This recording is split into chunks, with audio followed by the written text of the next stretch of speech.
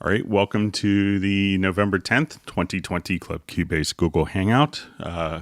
We'll get started here in just a couple minutes. I'm going to do a quick audio test to make sure everything is working as expected.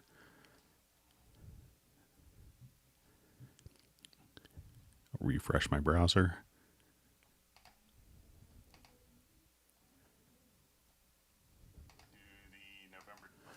All right, my name is Greg Undo. I work for the Steinberg distributor in the United States, Yamaha Corporation of America. I'll be the host for today's Hangout. I'm presenting from outside Washington, D.C. in Alexandria, Virginia.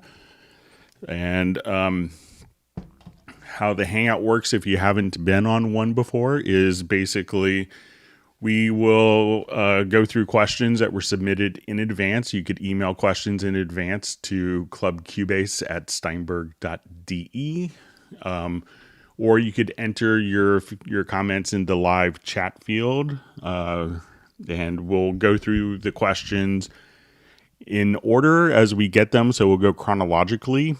So if you're watching this Hangout live, please feel free to introduce yourself. If you're watching on a replay, you can introduce yourself as well. But if just tell us who you are, where you're from, and also if this is your first time that you've attended a Hangout. And we'll be happy to start going through questions. We're going to wait maybe till maybe about 10 minutes after an hour. We're going to let people get logged in, let some questions get started, and then we will begin.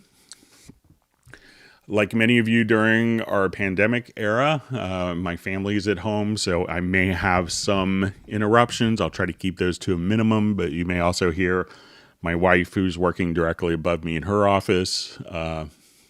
And I think there might be some construction activity at a neighbor's house, so we may hear some industrial noises, so I'll apologize in advance for that.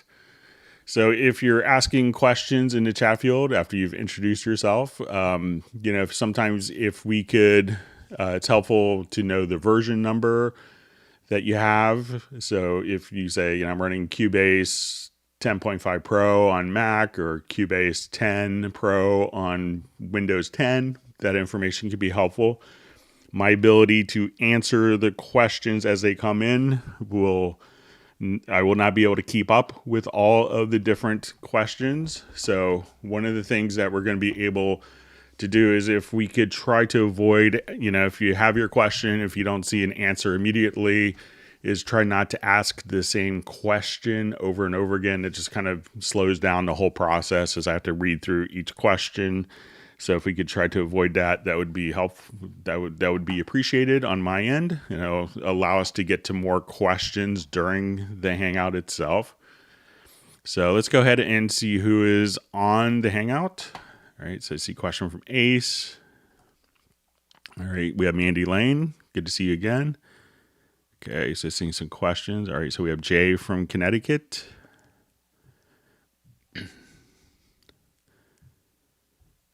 Okay. All right, so we have Fred from Czech Republic, from Prague. One of the cities I've always wanted to go to.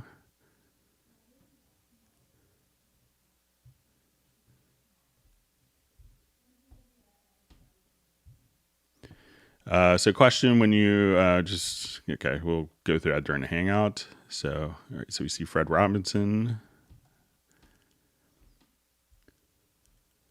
Okay, so I see some questions on double MIDI notes. All right, so we have California.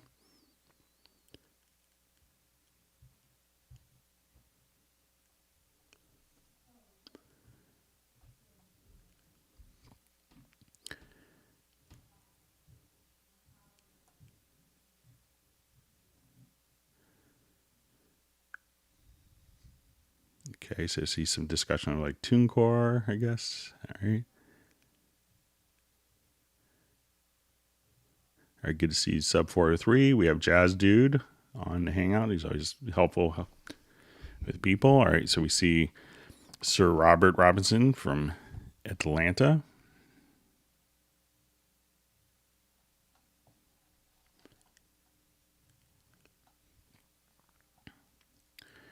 All right, so we have Finland.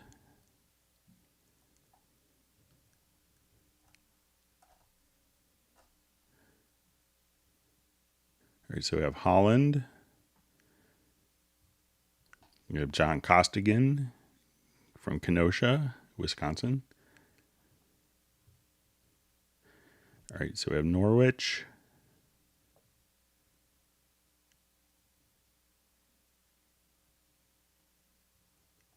Okay, so seeing some questions on expressions. We have Jan in Stockholm. We have Amsterdam. All right, so we have Soren from Sweden. When just see a quick question from Owen Palmer. Good to see you on a hangout. When's the next hangout scheduled for? So I think we're going to be doing it on Friday, starting at the same time. So we see CJ from Las Vegas. We have Ali from Iraq.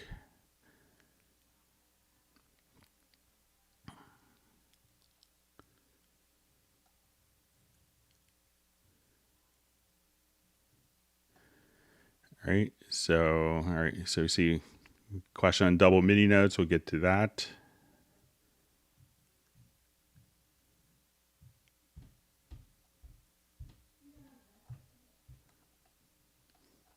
Okay, my chat field is kind of jumping on me already, so I'll try to get through a lot of the questions. Let's get some more people logged in. All right, so we have UK, Maestro musician from UK. We have from Romania.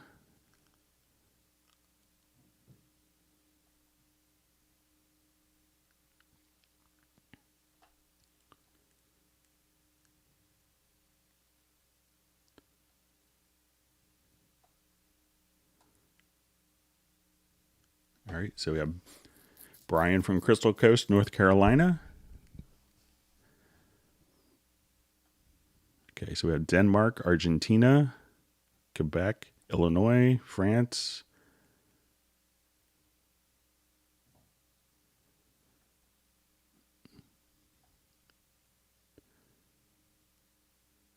All right, so I guess Norwich is Norwich in the UK. Thanks for letting me know. All right. Okay, so we have Berkshire, we have Germany, Kuwait, Entria. Sorry if I'm mispronouncing that.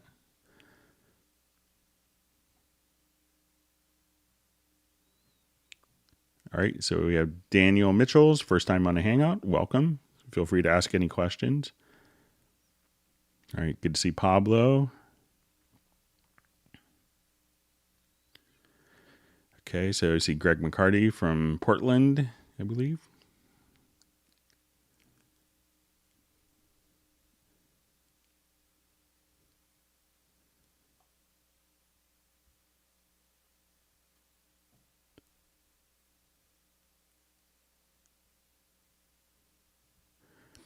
All right, so we have Israel. Let's see what time it is. Okay, so let's go ahead and get started.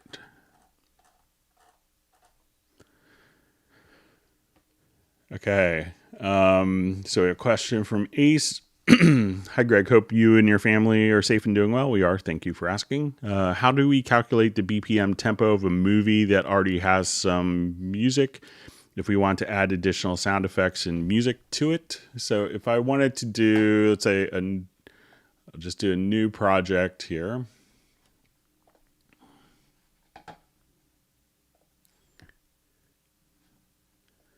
And I'll just choose to import a video file.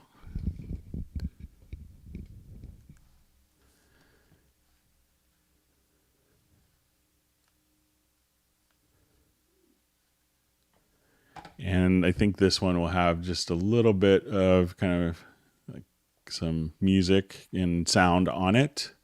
And it's really all we have to do is once we have this done here. So let's say if we want to play back, and let me just check my sound routings. I was doing some work for a future question here. So like once we have. This is Hamburg, an independent historic harbor city.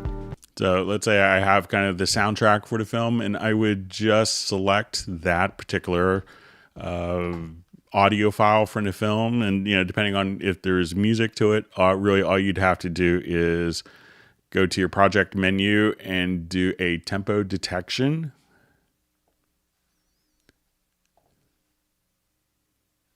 All right. And then as you kind of start to work with it. Is Hamburg, an independent historic harbour city. Hamburg prides itself on its cosmopolitan society and a thriving young adult community with many beautiful spots to enjoy urban life. Having a long and exciting music. So, you could do that, but you could also just, work on doing, using the warp tool. So if you wanted to manually adjust tempos, you could grab the warp tool.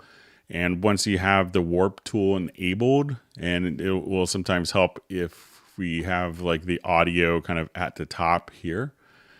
So as we work with this, we could just find and kind of create your own tempo maps very easily. So let's just say, this is where measure 17 is. That's where measure, and you could go through and move, the various measures to align up directly with audio. So those are two ways, but I would try the tempo detection first. If not, then you could move, find the downbeats and move the measures accordingly.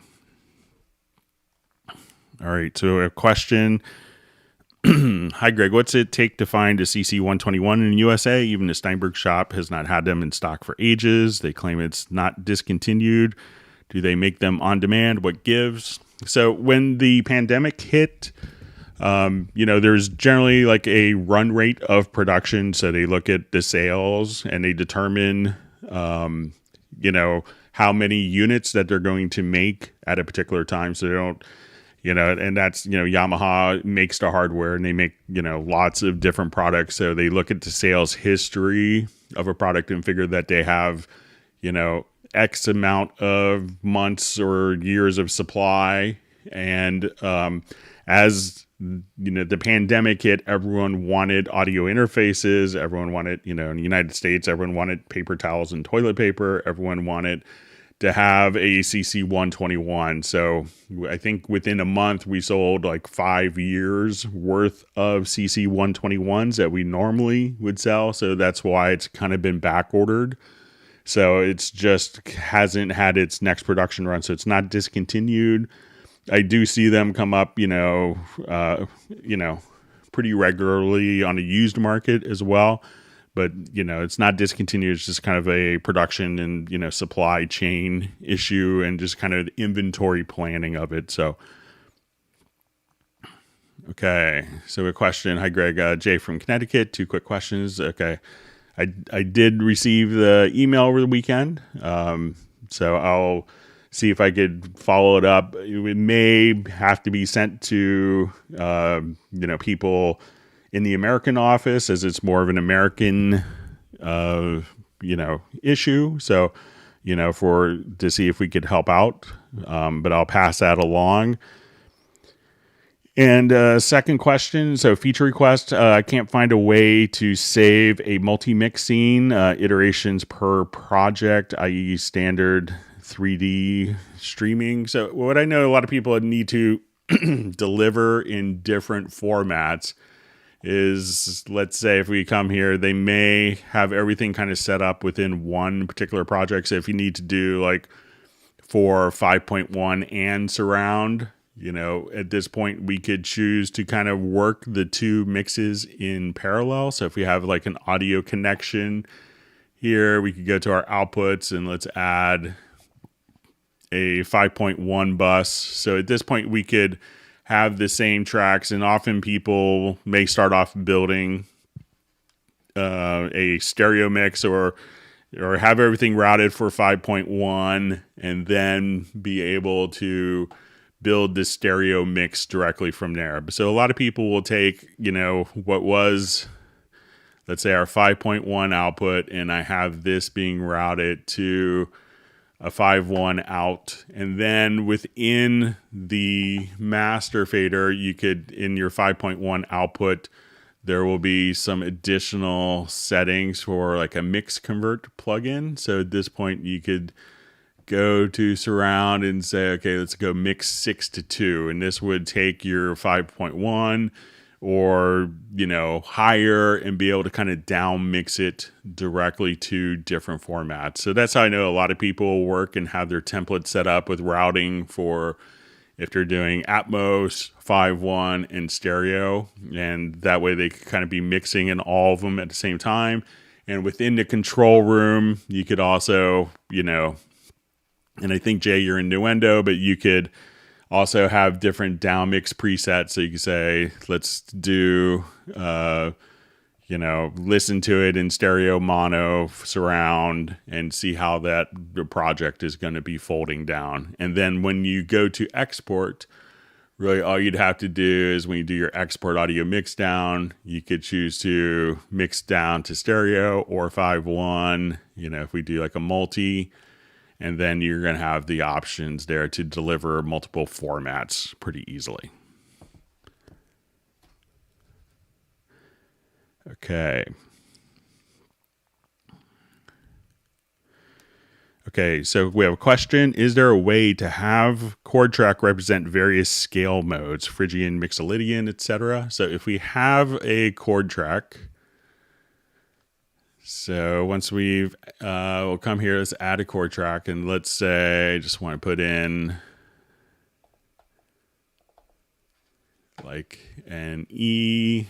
So let's say we'll do like I'll start off with like an E minor chord, and let's say I wanted to do followed by like an F major.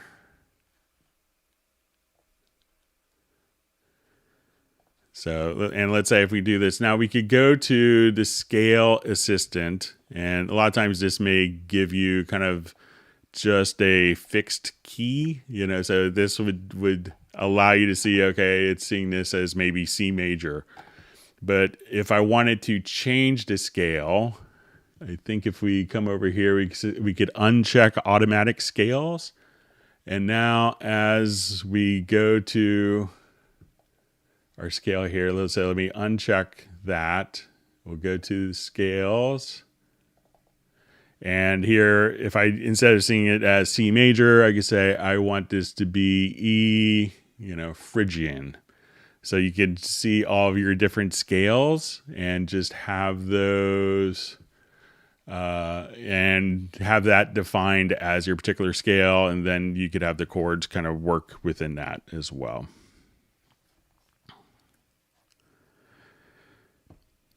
Okay, so we have a question. Can we get CPU metering on each individual mixer track? So I could pass that along as a feature request, but sometimes it may not be so indicative of what's actually going on in a track. So you may have MIDI information here going, let's say, you know, if I had a MIDI track or a virtual instrument, but it's going to, that track is being routed to a group, and the group has processing on it. That group is being routed to a parallel group with processing on it. So, you know, having just a CPU on an individual track, you know, could be good, but it's not going to really tell the whole story if you have master bus processing, if you have, you know, groups with processing. So, you know, I understand kind of the desire for it, but I think as you get into any routing or just as, you know, CPU like polyphony changes and the synthesis changes, you know, so once you start getting into some of the stuff that could be really CPU intensive, if you're doing different groups and stuff like that, that won't necessarily be reflected accurately here. So you could maybe have MIDI information, but MIDI's not taking CPU, but the virtual instrument itself is. And the virtual instrument, depending on which effects are within the virtual instrument, what groups that it's being routed to, those could all have impact. So it's may not be as simple as just saying, okay, you know, this track is taking a lot of CPU power. But I could pass that request on. I understand the desire for that.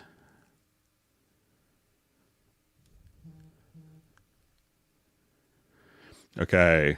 So when you ask a question to be emailed because you don't immediately know the answer, do you answer it on a subsequent Hangout or by email reply? Says I specifically refer to my question about how to find where on the timeline the peak of a mix is using just Cubase, i.e. when one doesn't have Wavelab.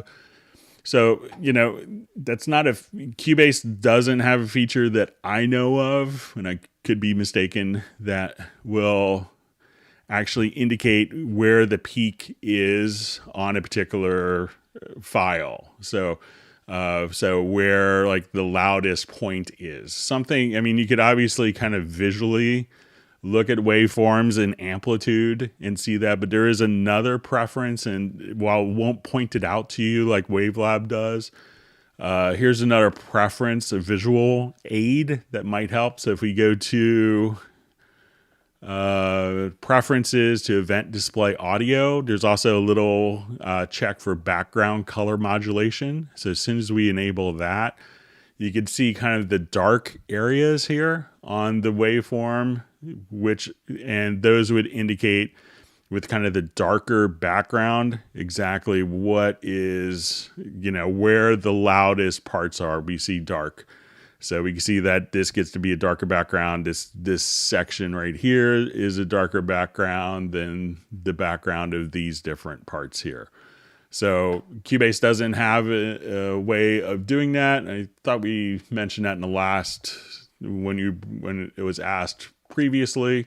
But I've kind of looked and I don't know of a way. I could tell you what the overall peak of the volume is, but not where that volume is peaked. But there are some visual aids in addition to just looking at the amplitude.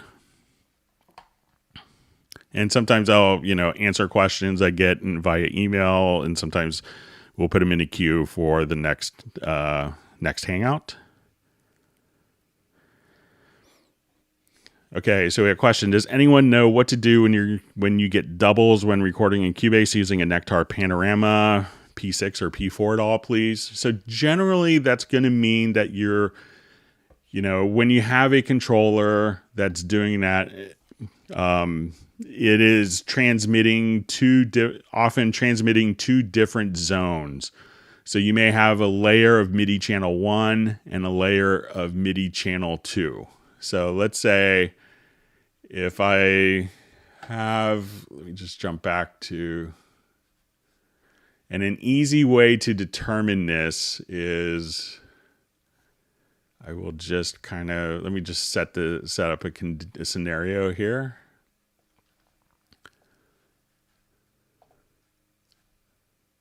So I'll just add two instrument tracks.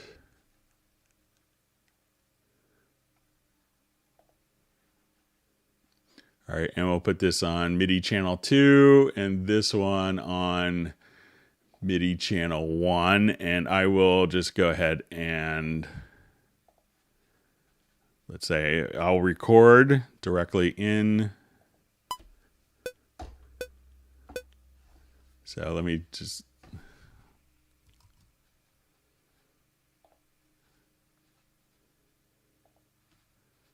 so now I'll just go into record for both events, and I'll just play some MIDI data.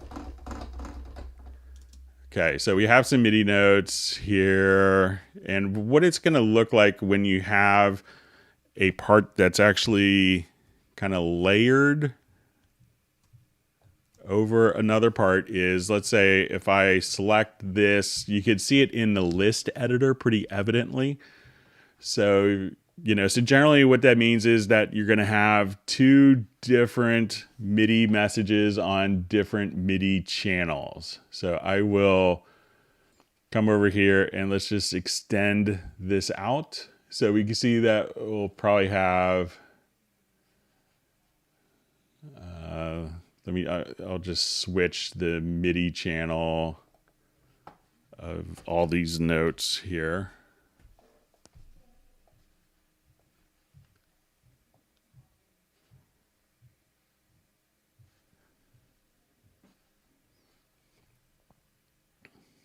So let me just set this up in the list editor because I don't have my panorama set up to in zones.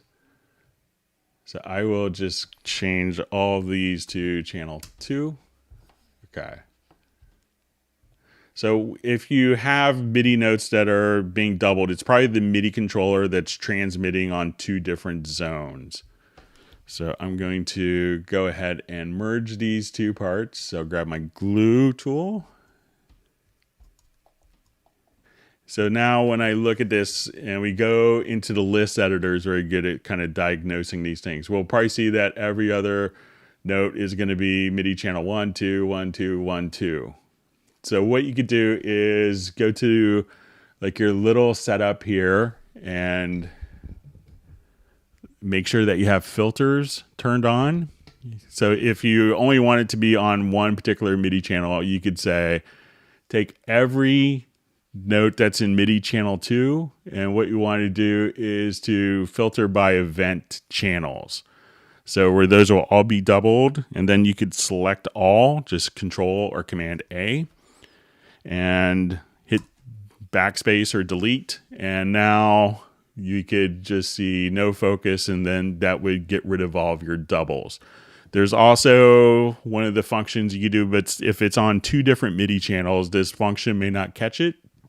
But if you go to functions, there's also a delete doubles. And why it may not catch it is because if it's not the same channel, it's not seeing it as kind of the same MIDI information.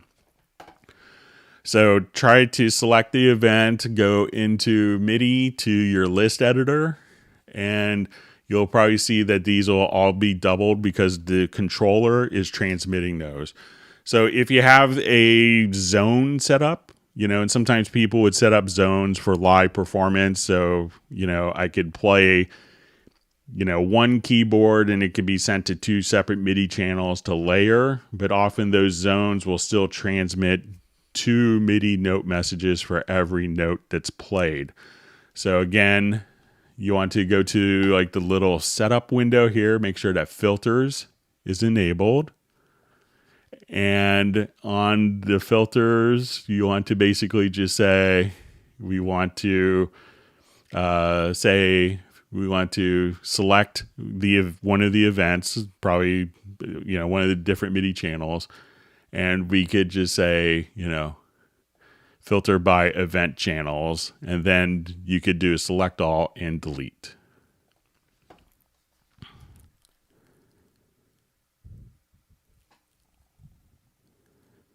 All right, so we see someone just mentioning for lower dimensions. Hi from California. Just want to thank the community here for the great questions and Greg's thorough answers. That's great. Thanks.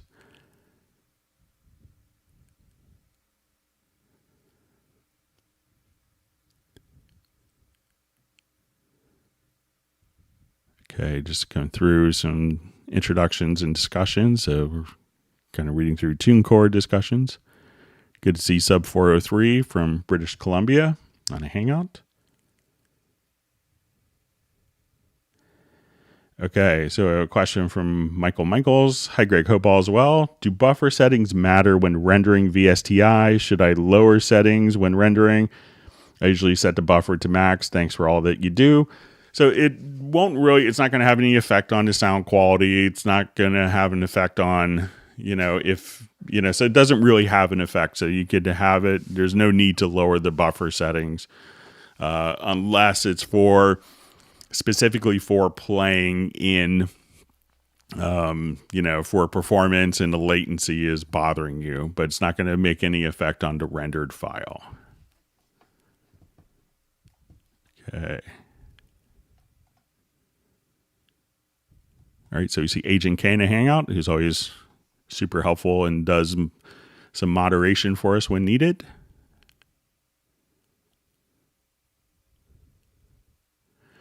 So just see a comment, the excitement is building. Cubase 11, hey Greg. So I'm sure it is, all right.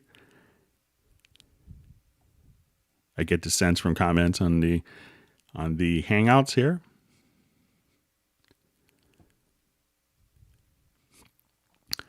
Okay, so we have a question. Hello, Greg. Hopefully everything is okay. Wonder if you could spend some focus on setting expression, i.e., example strings. Thanks. So let's go ahead and we'll just open up a string part here.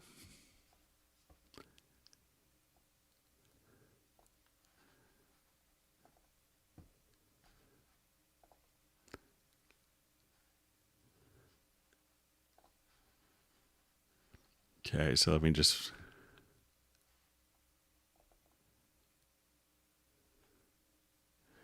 All right, so I'm going to have a string part.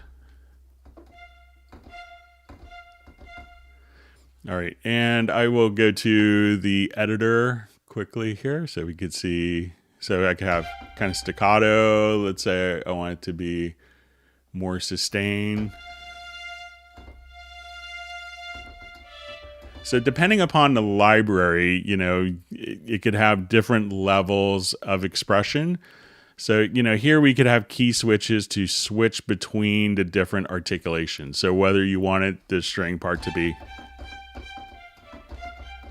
or pizzicato, I could hit, the, I guess, a C sharp. And when I go to, D, so you could have,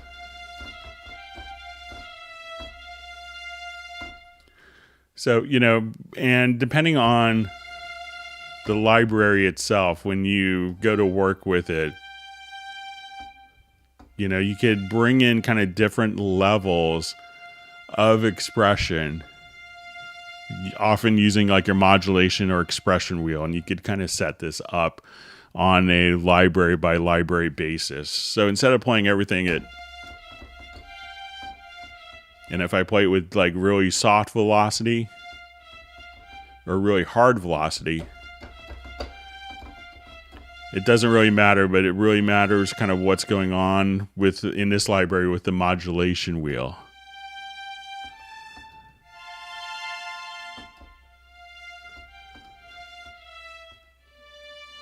So in essence, your modulation wheel could kind of turn into like the bow for the strings.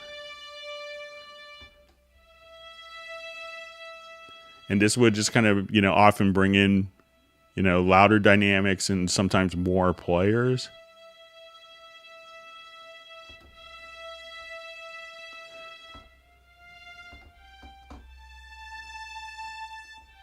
So instead of just going,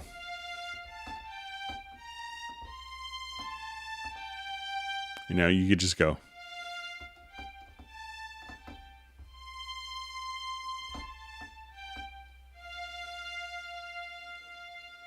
And make that sound, significantly more musical and to have that type of control. So, I often think of when playing, I see people use their right hand as kind of almost like they're fingering on a string instrument, and their left hand is almost like the bow. So it's kind of opposite of what a string player often does. But, that kind of gives you that level of expression. So you're not kind of playing the same thing over and over again.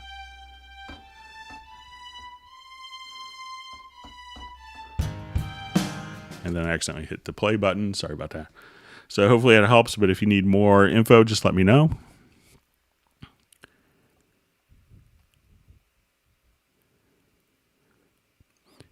So I see questions. So Cubase 11 is here, right? So no, we're showing Cubase 10.5.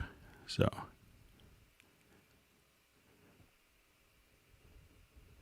Okay, so I think we answered this earlier, but just in case for Owen Palmer, good to see you in Hangout.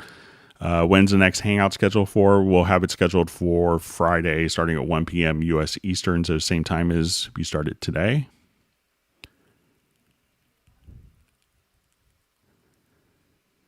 All right, so Jay wants everyone to hit the like button, so please feel free to do that. I won't disagree.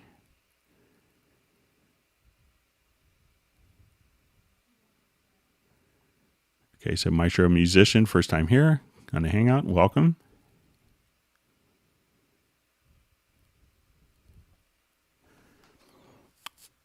All right, so I have no news to share about Cubase 11. It hasn't been released yet, so.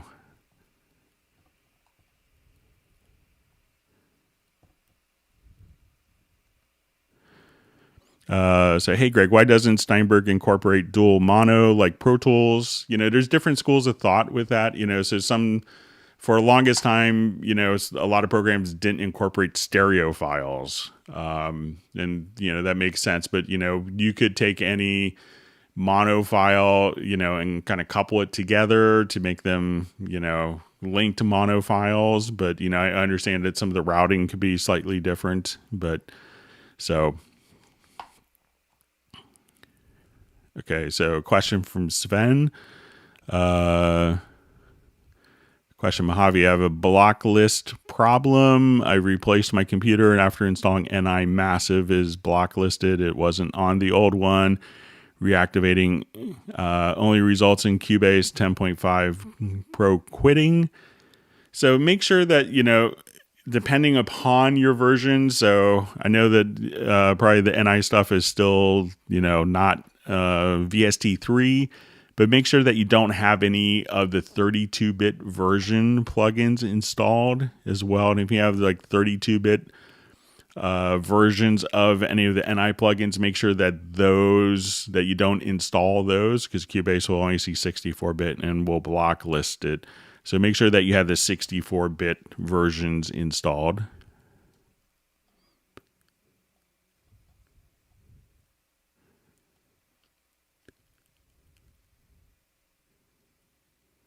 Okay.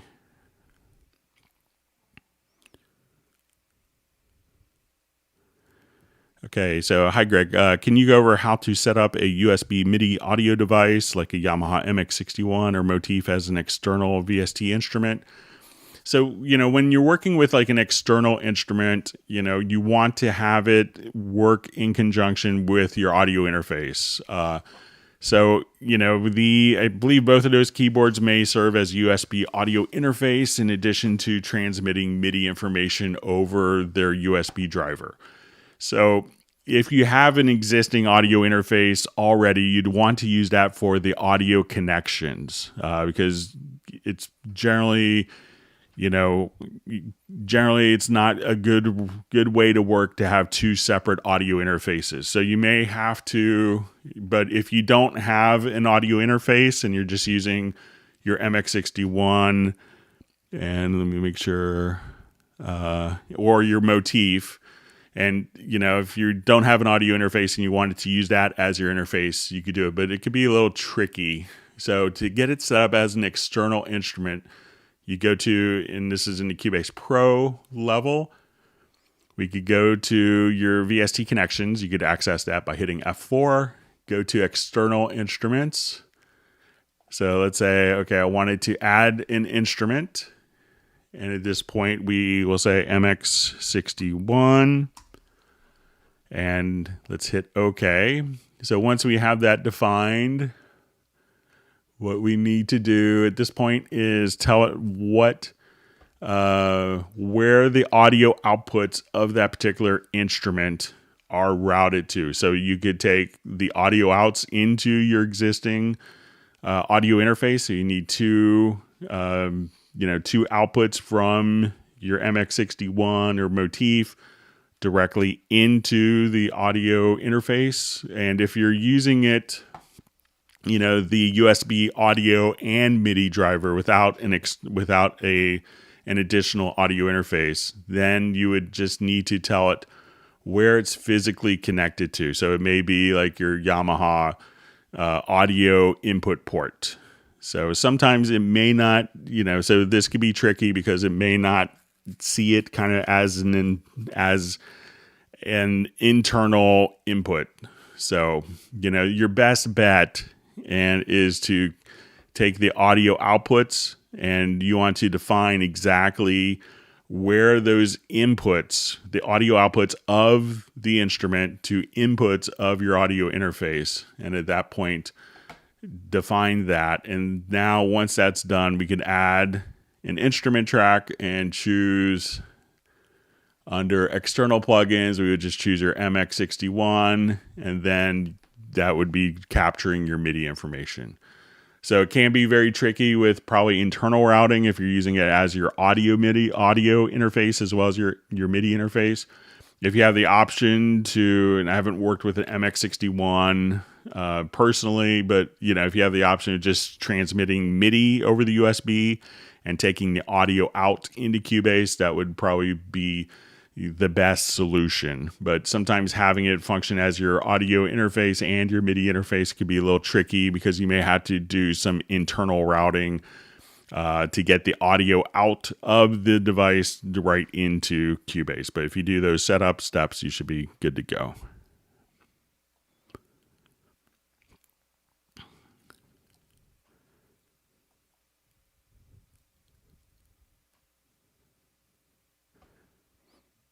Okay, so for a question from Paul Claridge. Hello, Greg. Is there a way to make the cursor snap to a chord symbol in the chord track when it's not on a beat? So, all right. Let's take a look. Okay, so I'll just turn off, make sure my snap is disabled. So let's say I put a chord track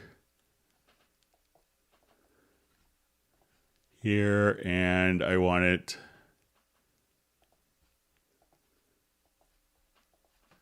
so say none of those chord tracks look like they're on beat. So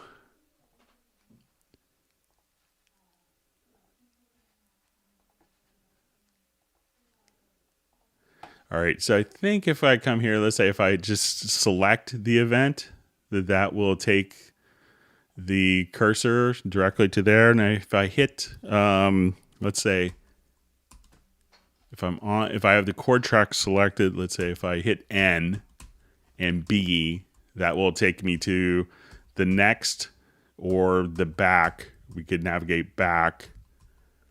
So even though those aren't on the beat, it'll just take you to the next event. So just N to go to the next and B to go backwards. Say next and maybe B for before. So just kind of right next to each other. So give that a try, Paul, and let me know if that works. All right. Once again, Daniel Mitchell, welcome to your first Hangout. Feel free to ask any questions. All right. My chat field jumped on me, so there's lots of great questions in my future, I see.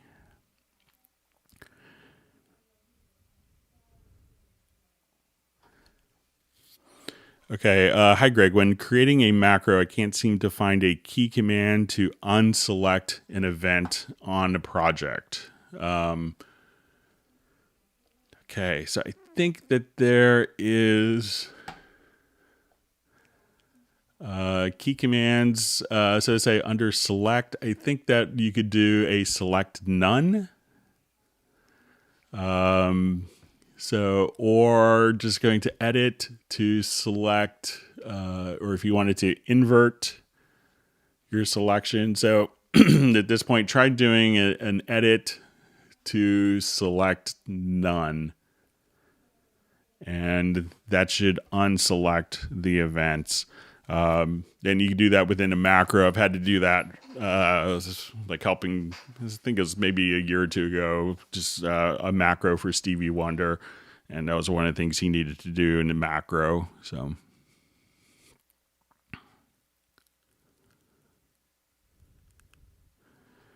Okay, so we had a question. Hello, Greg. My day off today, sitting in front of your class.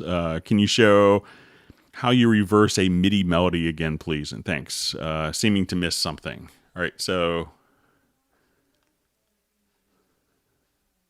I'll just make this kind of full screen here.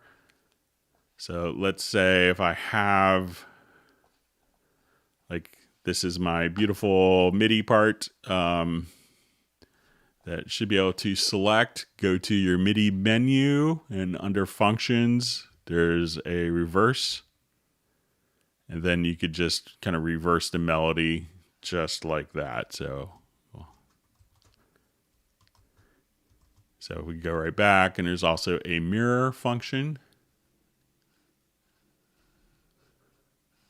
So once again, go to MIDI, and the events may have to be selected. So if I have these events selected here, I could choose just to go to MIDI and then reverse just those. And let's say under functions, let's mirror. So you could do some functions like that. But if nothing is selected, it may not show up as an option because there's, so sometimes you may run into scenarios like that. So give that a try and let me know if that works.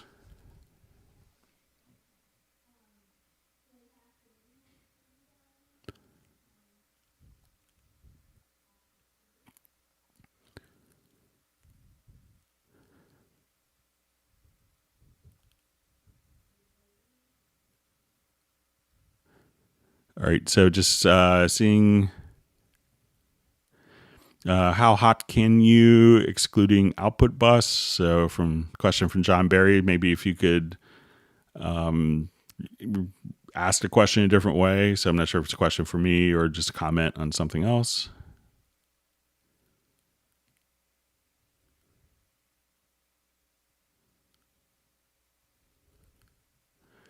All right, so hi Greg, do you know why in Groove Agent 5 the cymbals are missing in the mixing console in Cubase? When I use Simon Phillips, I get them. Thanks a lot.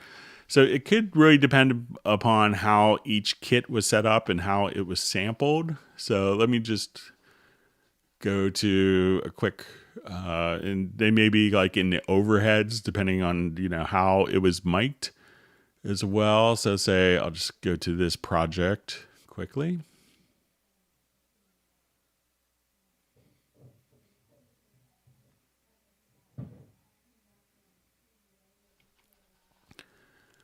All right, so let's say I'll just look at, this is going to be one of the kits, like one of the acoustic agent to studio kit, I believe. So let's say if I come here,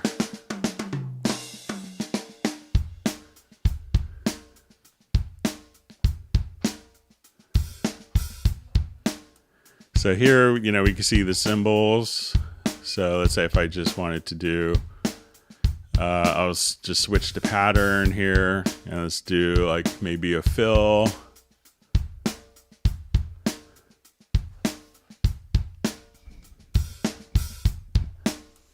So let's say we'll do every. So as soon as I come directly to the instrument, so we should have this. So we can see the cymbals here.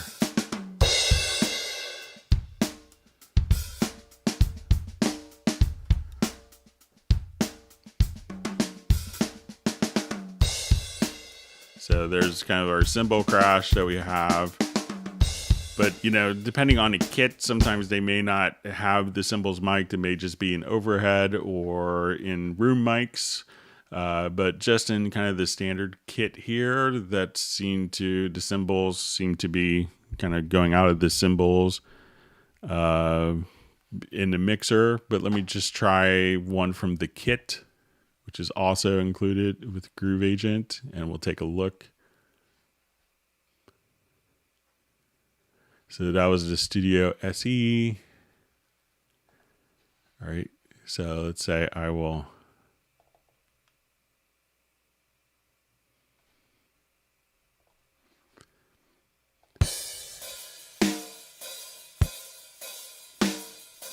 All right, so let's say if I want to come to the pattern here.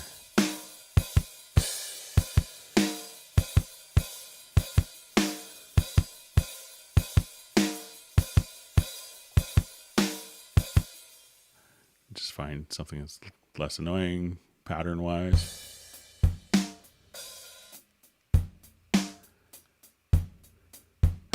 So here it looks like maybe the cymbals are part of the in the overheads.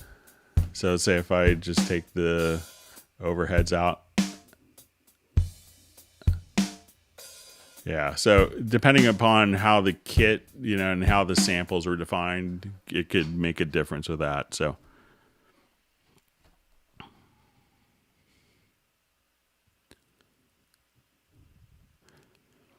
All right, so we see Denelson from Mozambique. I want to know how to use this program. Happy to be here. Welcome to the Hangout.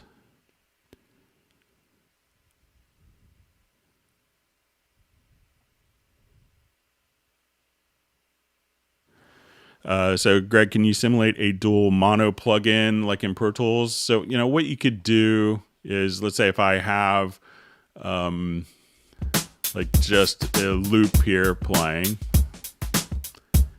and I wanted to have, different compression on the left and right channels, I could come right over here. Let's go to dynamics. Let's say I have a compressor and it's a stereo track. And I wanted to go to compressor. So when we go to, let's say, our edit channel settings, we could go to routing. And at this point, we'll choose mono. And I could just kind of double click to choose like the different routing schemes. So let's say, okay, we want this to be left, and let's kind of just do that. So now, as we play the drum loop,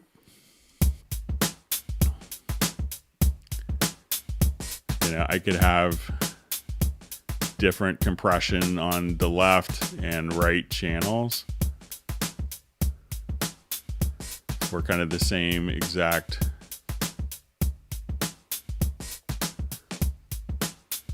so let's say this, I wanted to do a makeup gain.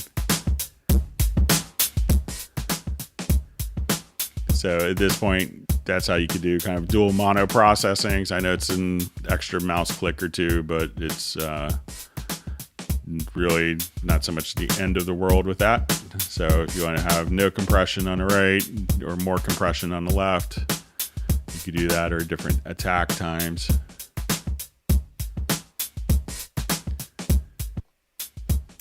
And then you could have the loop in stereo, so left channel totally squashed, right channel not as much. So that's how you have independent left-right processing on a particular track. So once you come here, just go to your inserts, and then you can go to the routing page, and then you could pick which channel is passing for each plugin. So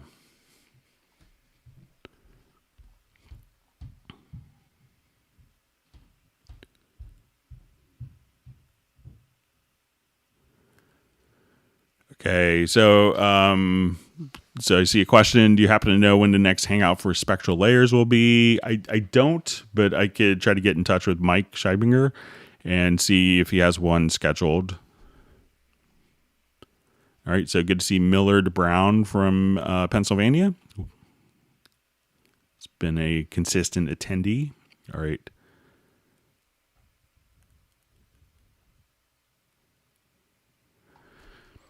Okay, so we see, hi Greg, some notes in Hallian Sonic 3 and Hallian 6 are not playing at all, and some notes delay. Are there ways to fix this?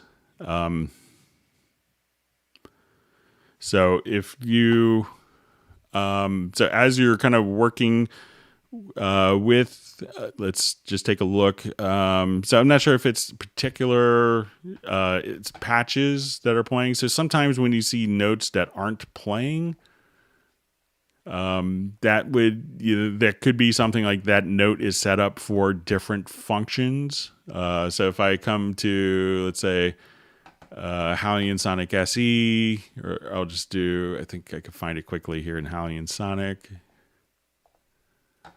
But, some of the functions, may be triggering, some notes may be triggering, like the expression map to switch articulations depending on the sound, or they may be set up to actually just trigger, different arpeggiators and stuff like that as well. So that could be, but if you tell me like what specific patch it is, and I could see if there's, if they're being set up for different uses, those notes can sometimes be assigned to switch different sounds. Okay.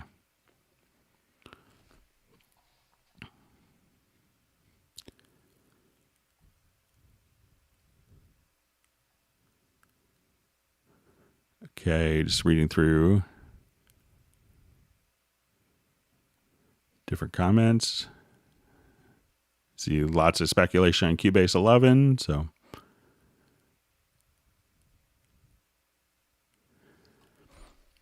Okay, so a question from Michael. Hi, Greg. If I have five tracks from the same VST synth, is it better to use 5 instrument tracks from the same VST synth, or 1 instrument track plus 4 MIDI tracks on different MIDI channels? It could depend. Most instruments won't actually do like scaling across cores. One of the few kind of instruments that, does that, like, you could actually, like in like Hallian and Hallian Sonic, you could actually kind of, spread across different cores for the processing. So like, I'll just take a look. I'll just show you. I think we could look at it in Hallian. So a lot of times, if it's going to be a very intensive instrument, CPU wise, you're better off kind of having, and it could depend upon the support of what's going on in the instrument. But you could, utilize it across different core. Most instruments don't actually kind of take advantage of, multiple cores that you have. So some instruments, we could set up Hallian to actually, go between,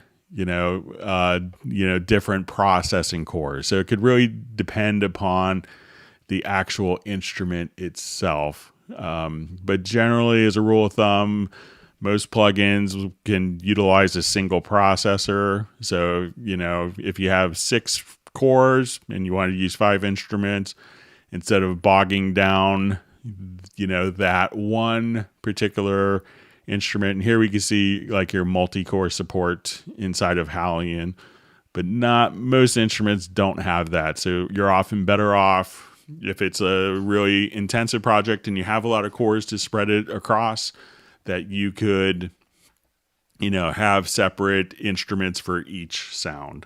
But, sometimes you may have so much overhead that it's not an issue. All right, so see a comment from Millard. I think it's going along with speculation. It's the 11th month after all, for probably new versions. So,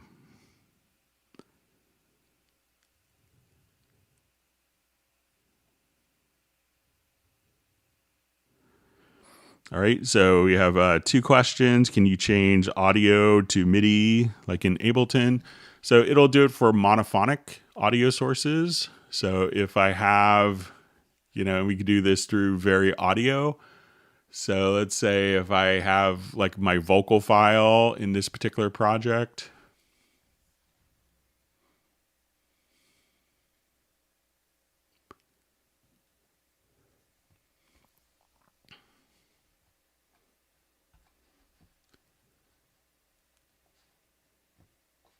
So, and if I, just double click and let's say we are in our Very Audio editor, there is a function here to extract MIDI information from monophonic sources. It's not intended to work for polyphonic sources.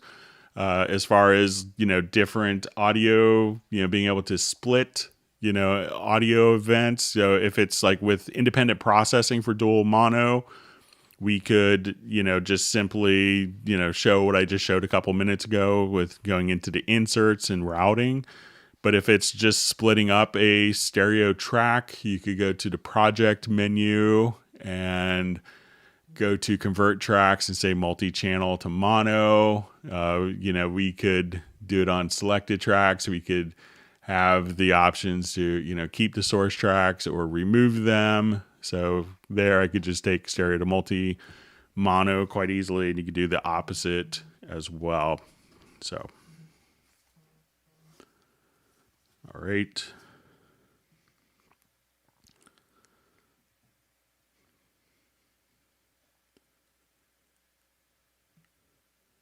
All right, just have to check a quick message here real quick. All right. Bear with me. Okay, so let's go ahead and move on to next question.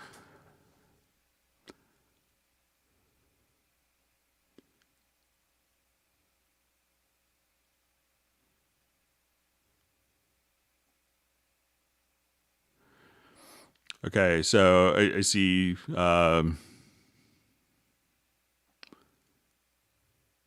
So for clarity, like for mixing, so this is with Jay from Connecticut. So one of the things that you could do is, if you have everything in your mix console here, and you wanted to save, different scenes, what you could do is, you have snapshots, and you see this little camera icon. You could take snapshots here, and this could include, routing, different effects. So let's say if I adjust my panning, I wanted to come here, here's my reverbs. I could come over here and take snapshots and then come right over and say, okay, I just wanted to go to my previous snapshot. You could just double click, come here. So, you could have, different snapshots that you could, just recall. So you could say, okay, I want to go back to the first snapshot.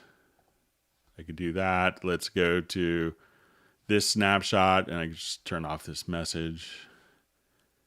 And you could just easily kind of navigate back and forth between snapshots. And if you wanted to, you could also choose to go to your mix console snapshot recall settings. So you can say, I think you can have up to 8 snapshots. So you can say, I want to recall the inserts from snapshot 1, the EQs from snapshot 2, but the volume from snapshot 6. And you could do that for selected tracks or not selected tracks. So experiment with kind of the snapshots and see what those do for you, Jay. Thanks for the clarification.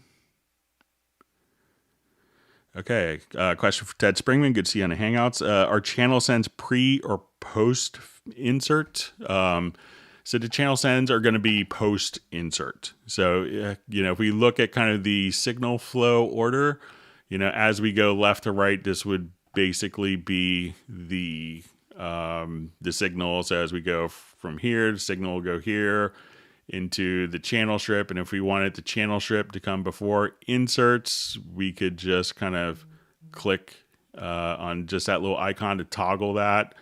And then it'll go descends to the outputs.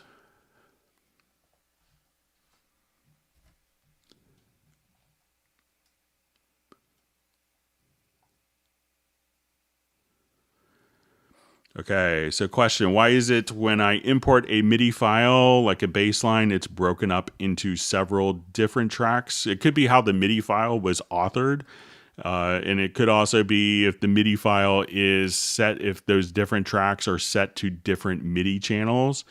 But there are some options when you go, and we see this in the preferences, when we go to like on import MIDI files.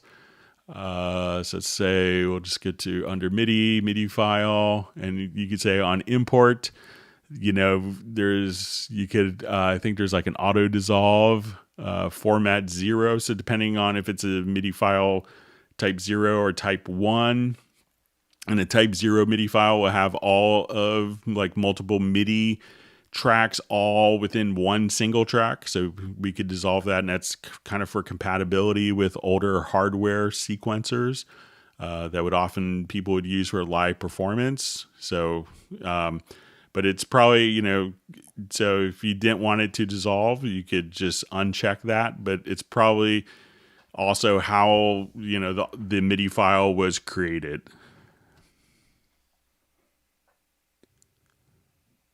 So good to see Ted on a Hangout. I think we missed you in the last couple.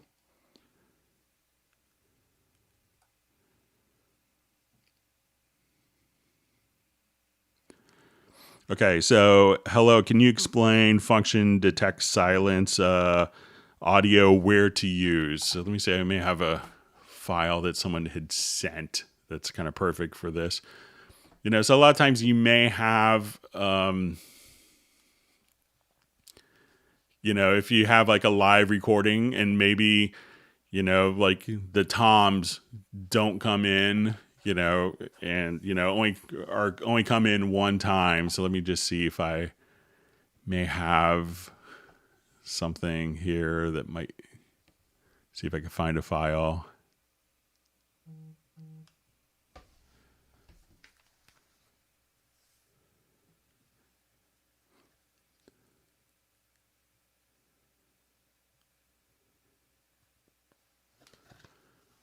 All right, so sorry, just my phone's blowing up today.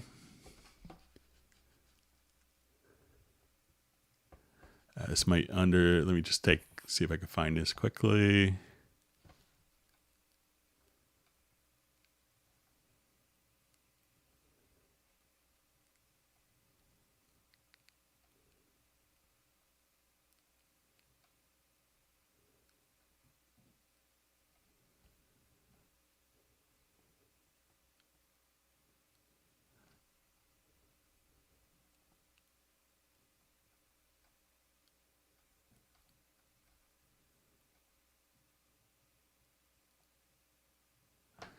I don't think I find it, but you know, if we have, so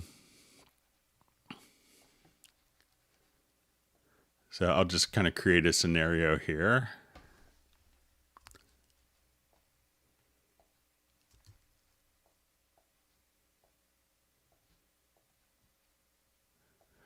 So a lot of times you may have audio files that could be very long.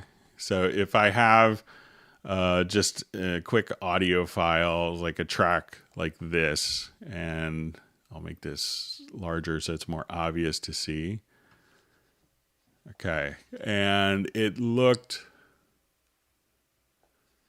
so I'll just choose to replace the event. So let's say I have a scenario like this, and the example I was looking for is actual drum sample where, you know, they played the drum very softly, and then, you know, slowly over time they did one recording, and as they were doing it, they hit it very soft and kind of louder, but it was all one file, and they needed to break that up into multiple files. And this is where kind of the detect silence comes from.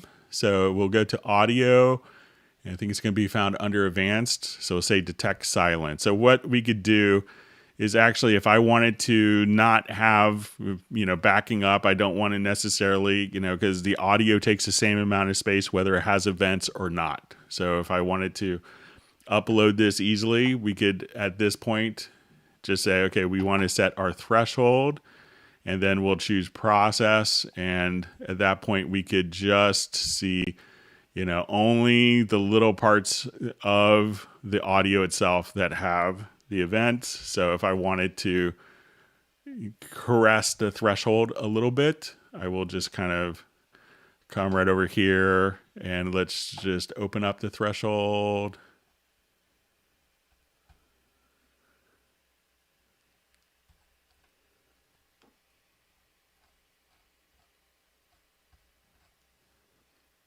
So as soon as I had my threshold set there, I could just say process, and at that point you could just kind of get rid of, you know, unnecessary silent audio as you kind of work with it. So that's really kind of the intention.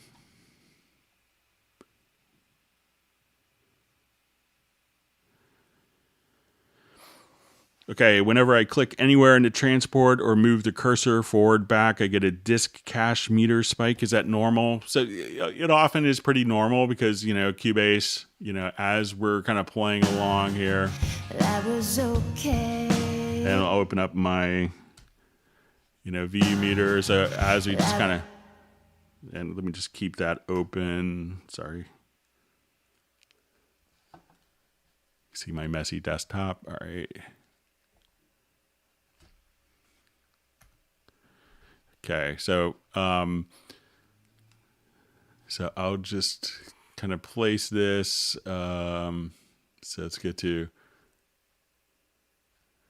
my performance meter here. So, you know, as we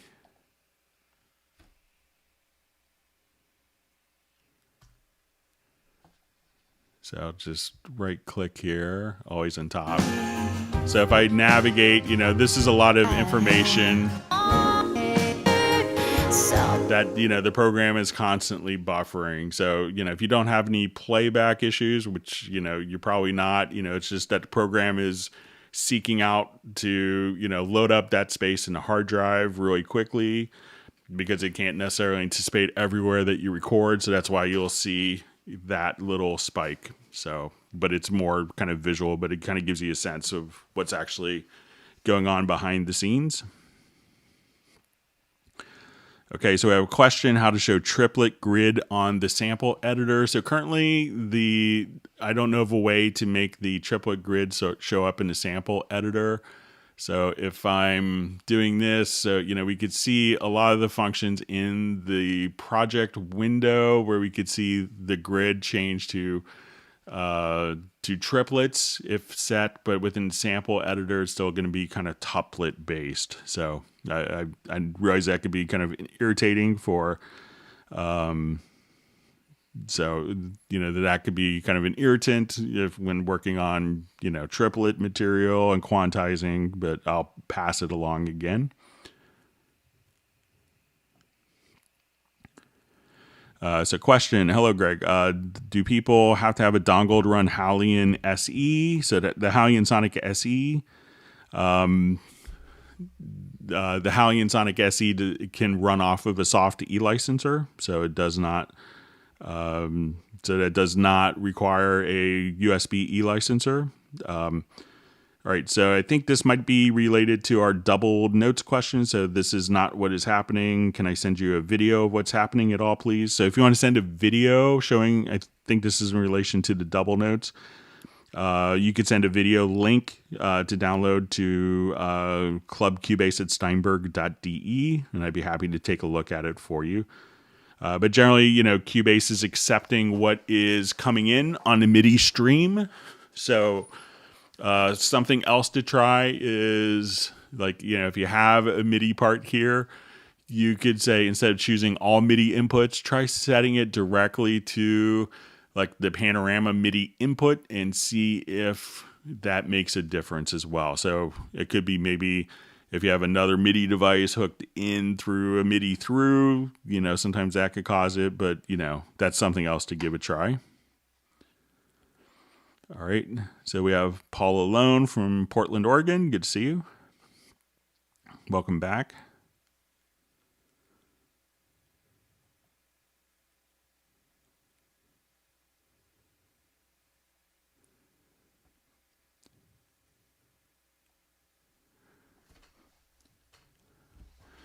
Question: is it possible in theory to use Rewire as a real-time effect send and return, for instance, to and from Reason? In the scenario, Cubase is still the sync master, so it's not really a slave of Reason.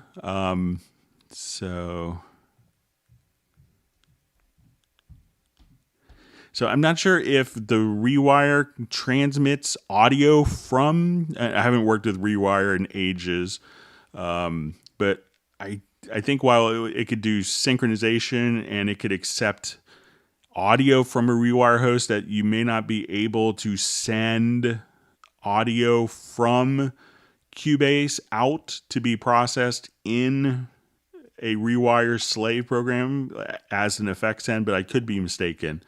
But I'm inclined to say no, that it's going to be accepting audio from a Rewire, when it's chasing in Rewire mode. And you could send MIDI out from Cubase to it, but I don't think you could get audio out and back, especially with delay compensation.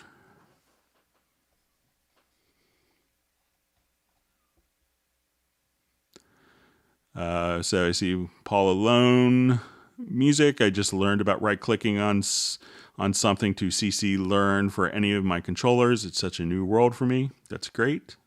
When in doubt, hit the right mouse button. All right, good to see Gareth on the Hangout. I'll have to try to play some kind of melody so Gareth could use it in his song. All right.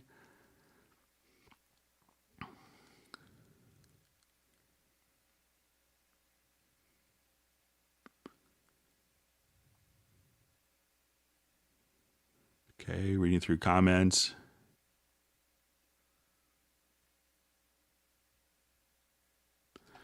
Okay, so hi Greg, I've got a Behringer mixer, and I'm using Cubase 5 and 10.5 Pro. How do I set the mixer to use for effects and vocal records? Thanks. So it's probably not going. Depending on it's kind of hard to know without knowing if it's a digital mixer or an analog mixer. So it could be hard to answer that. So, if it's a digital mixer, depending on the routing of the mixer, sometimes you could have the mixer act as a USB audio interface. But sometimes it's taking the dry signal in and passing that out of the USB and not necessarily through DSP capabilities. If it's an analog mixer, you may have to just, do like an insert out. But depending on where the effects are in the mixer, if that's included in the insert, that could be, hard to know. So, generally, a lot of times people will tend to use the effects inside of Cubase because, they'll probably be a higher quality.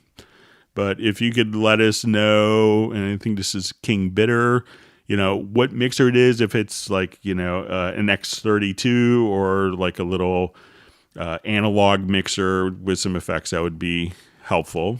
So, all right. So I see Gareth was able to catch a melody already. So it was your karmic presence on the Hangout.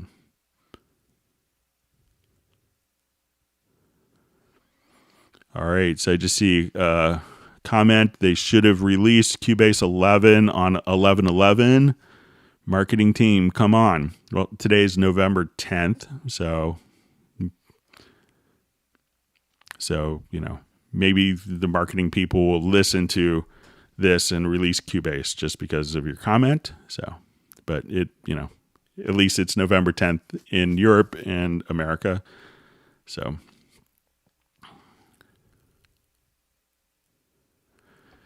okay, question. Is it possible to see the note letters in the score window, like for instance in the edit window for educational purposes?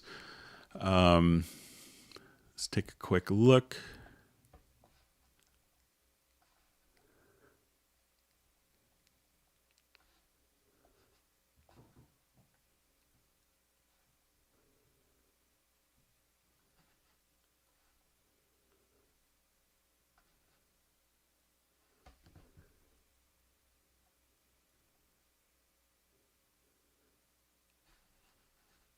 All right, so let's say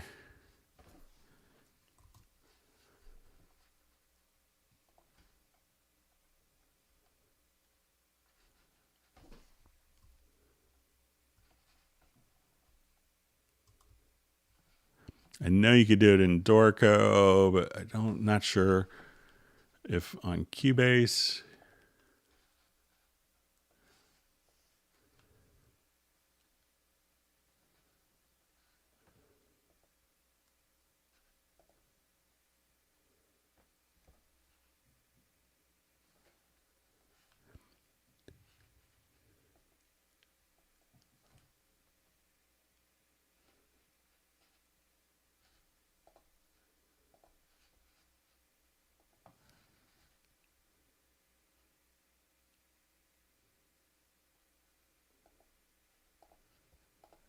Just see if we can.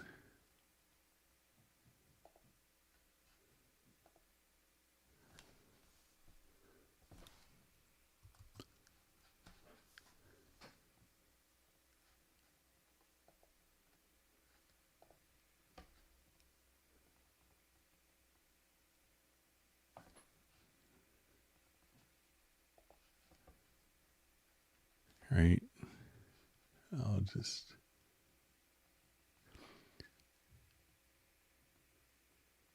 So I don't see a way of doing that. Let me just take, I think it would be kind of handled there, but let me just.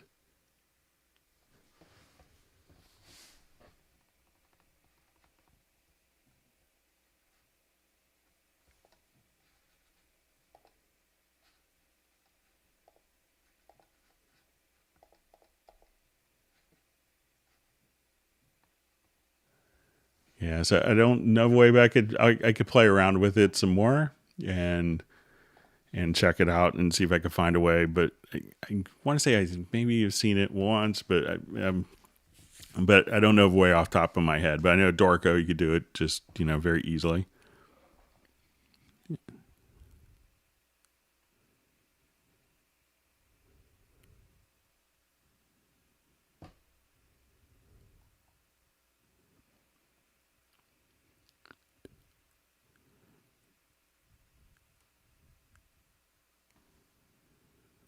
Okay, so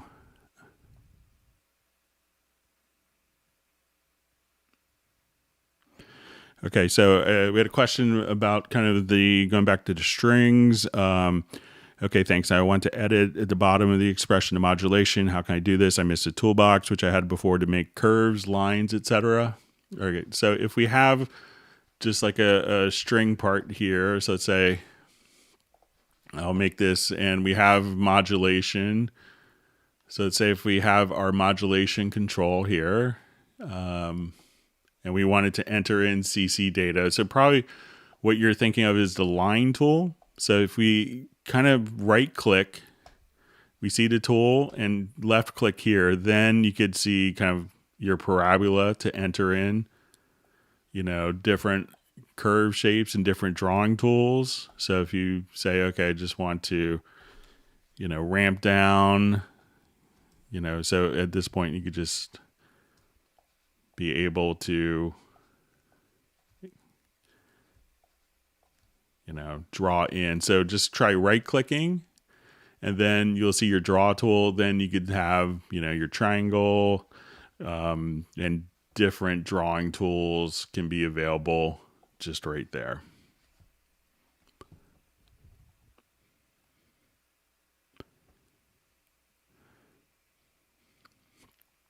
Okay, question. Hey, Greg, how are you? When I open my plugin list on channel inserts, the plugin list folders are expanded by default. How can I make it so that the plugin list folders remain collapsed? Okay, so let's say if I'm here, and let's say I get to add an insert.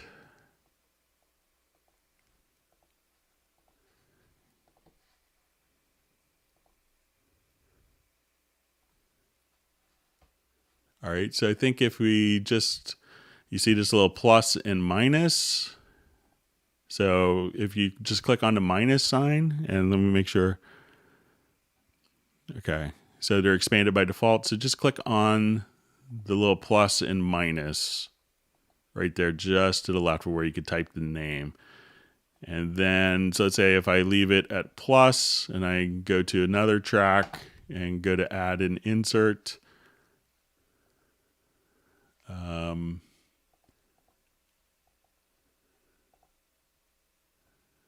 so give that a try, and let us know if that works for you.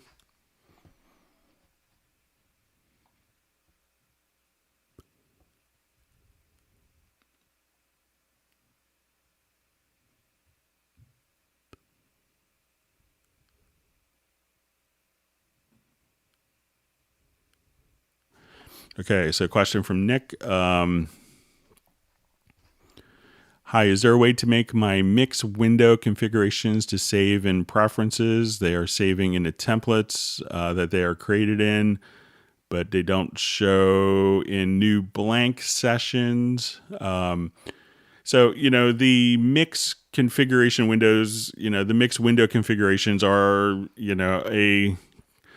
it is referencing existing tracks within the project. So, most people will kind of start off with a template, and then that way you have a consistent thing. But if you have a mixed configuration with no tracks or tracks that don't match, then, that probably is not the most sensible thing.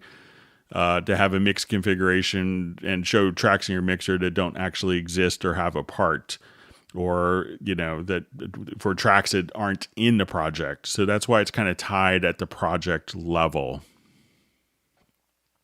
So hope that makes sense.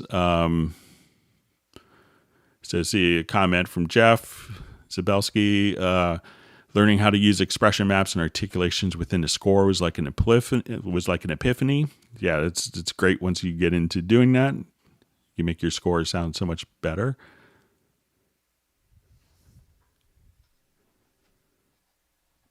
And Jeff's an oboist, and so he can appreciate kind of getting the realistic nature of orchestral performance.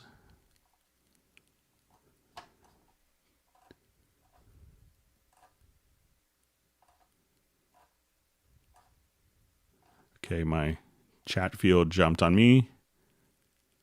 Okay, so question, is it possible in theory to use... Okay, nope, we already did that one, so let me just move on.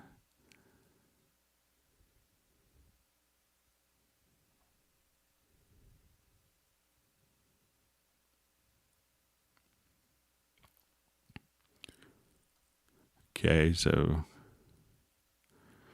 Okay, question. Does audio quantize display a correction value so that a musician or a music teacher could measure a pupil's progress in terms of timing? Personally, I would like to use this for snare practice. So it may not show kind of an exact value of how the notes have been corrected, but I was just having lunch with, a dear old friend of mine, my friend Wayne, who, got me into computers and music in college way back when.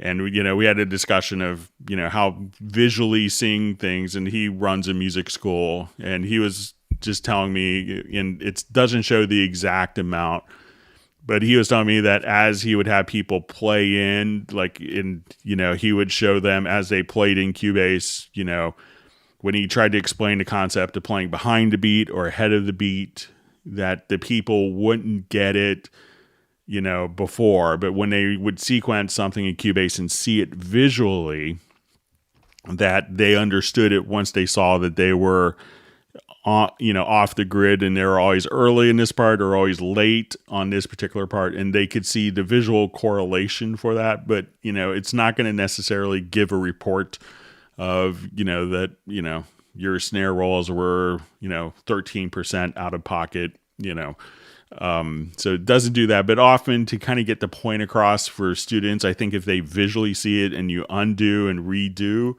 that visual correlation can, and my friend Wayne was mentioning this, that visual correlation to the time and their performance is very powerful for them understanding the concept of him trying to explain it for weeks and weeks to them. And they just like, I'm playing on one, and until they, their performance was captured and recorded where they could look at it and kind of analyze it, that at that point it sunk in for them. So, but Cubase doesn't do kind of a record analysis of that. So,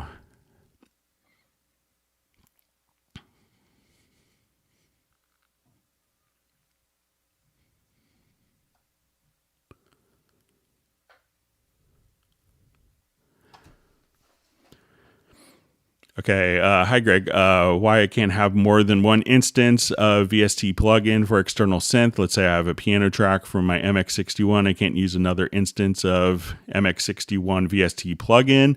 So that's because the plugin, if you have it set up for multiple, so the plugin is, what it's really seeing is just a stereo input source.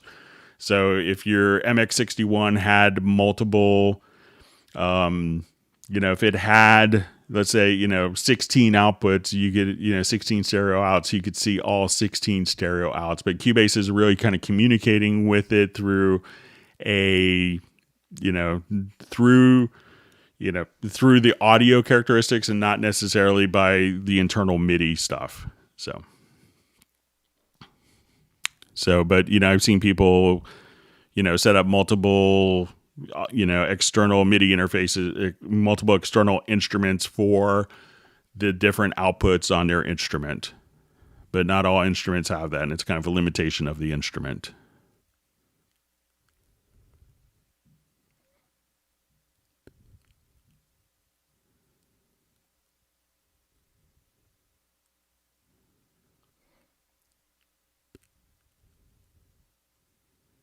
Okay, so seeing some great discussion on expression maps.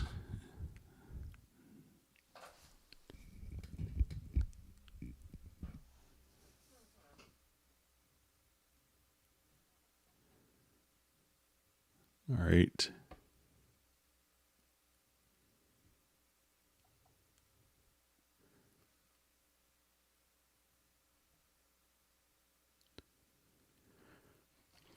Okay, so I just see, will Cubase 10.5 be compatible with Mac OS Big Sur? So I don't know for sure. Sometimes, those things change until the very last minute. So, it's obviously, but I could see if I could get a more definitive answer with that.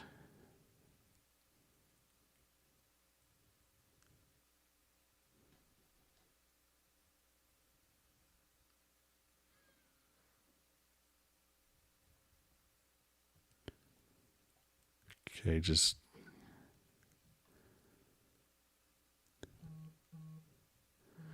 okay, so a question. I'm totally newbie, making the leap from Reason. How do I delete a MIDI note with a mouse click? I don't want to have to highlight it and hit delete, looking for mouse delete with click, etc. So there's a couple of approaches for this. So one is to, let's just look at the part here, just click on it with the eraser tool. And I think if we, so just select the eraser tool, and then you could just click on it with the eraser tool. So you have kind of your selection tool here, and then just move over to the eraser tool. Then you could just delete with the eraser tool.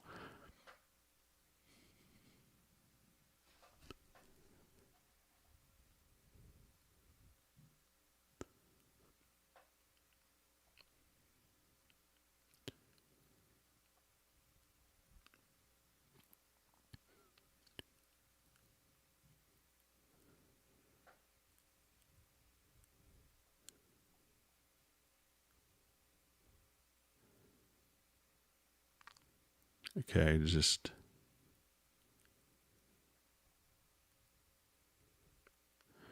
okay, so we had a question from Tanmay. Hello, Greg, please do a full walkthrough of Control Room in Cubase, thanks. Okay, so let's take a look at the Control Room.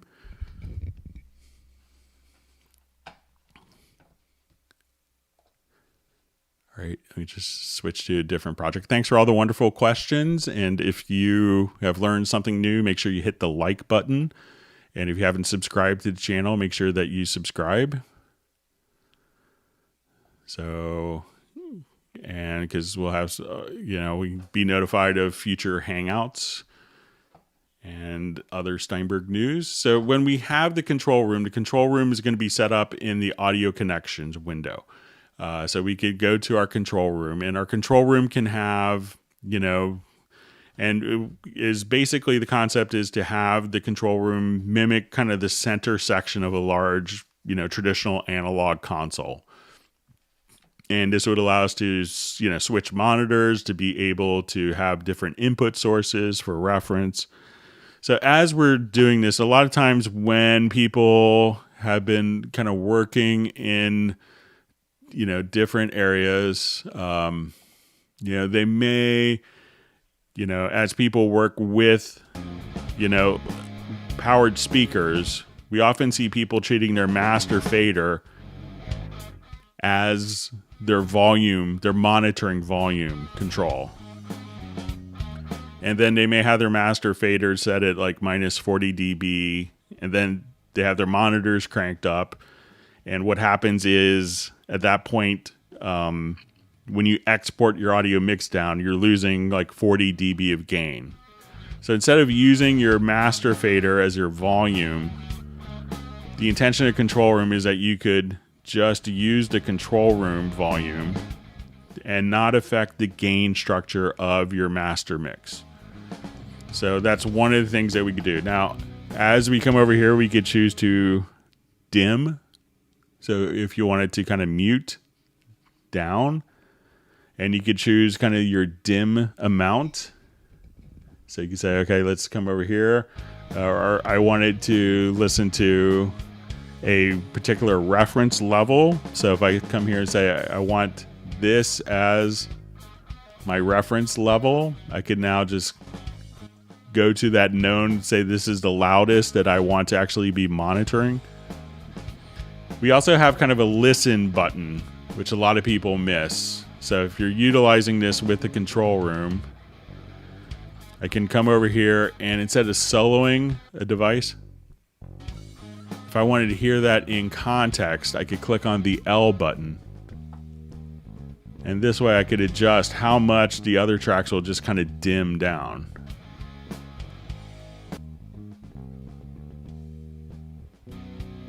So instead of soloing, we could do that. Now, if we have multiple sets of speaker monitors in our setup and we wanted to switch, I often find it silly to have a piece of hardware to do that. So if I wanted to switch between different speakers, at this point we could go to our monitors and I could say, okay, I wanted to have, to switch between my Yamaha HS7s to JBLs to an Ortone, or you can have up to 4 different speakers that you switch. And if you wanted their volumes to be consistent as well as you switch, because they may have different volume levels, you could go to the inserts and you could just come here and you could adjust kind of the volume level of each of the different monitors so that when you switch, they'll be kind of consistent between the different monitors.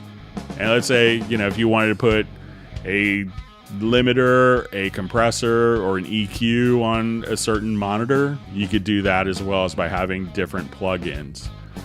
So there's also different, we could have a talkback input. So we could connect a microphone and just enable talkback. So, and if we're actually setting up external inputs, at this point we could say, okay, let's get to the main. There could be up to 6 external inputs as well that we could have. So if you wanted to take the audio out of an iPad or phone, or CD player or 2-track analog deck, that you could just switch between the external input and your mix, and also just be able to set up cue mixes. So if I wanted to have independent headphone mixes, so let's say in this case I want to go to my full console view, I will make sure that in the racks that I have my cue sends activated. So what I want to do is set up different headphone mixes for drums, guitar, and bass. So I will come over here and let's say as we're listening to our mix, I'm going to first off go to right click and let's enable all the cues. So I'm going to activate the cue sends. And we can see kind of all of our cues here. So I'll do it for all of my tracks. Select all the tracks. So we go to all cue sends, let's activate all the cues. And then when we want to do kind of like maybe a more me type of headphone mix, I'll go to all cues and then we'll say use the current mix levels. So if I have this set up, we could go to our headphone mixes and I can say, okay, I want my drums. So this will be my drum tracks. And I want more of the drums to go to the drummer's headphone mix. And I want more of the bass to go to the bass player's headphone mix. And the guitars, we want more guitars going to the guitar headphone mix. And now you could switch between your different cue mixes here. So you could say, okay, let's go to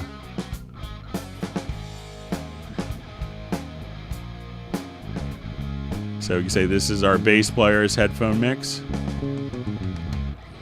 And let's say we want more kick drum in the bass player's headphone mix.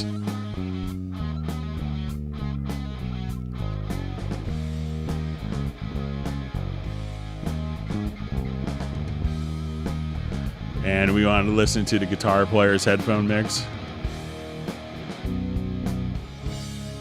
So this way each musician could have their own headphone mix. If TalkBack is enabled, you could communicate directly to each individual cue mix independently.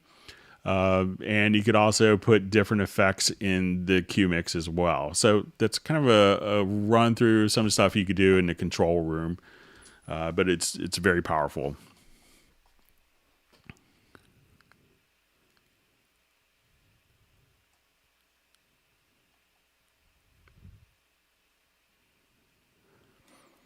All right, so I see a question. Hi, Greg. I'm having trouble with some VSTs recalling settings after I have saved a project and come back to it next time working on it. So I haven't really run across situations where plugins are not recalling, but if you wanted to share a project via a download link, I'd be happy to take a look at it. And if you could let us know, Matt, what plugins are working, or what plugins are affected by that.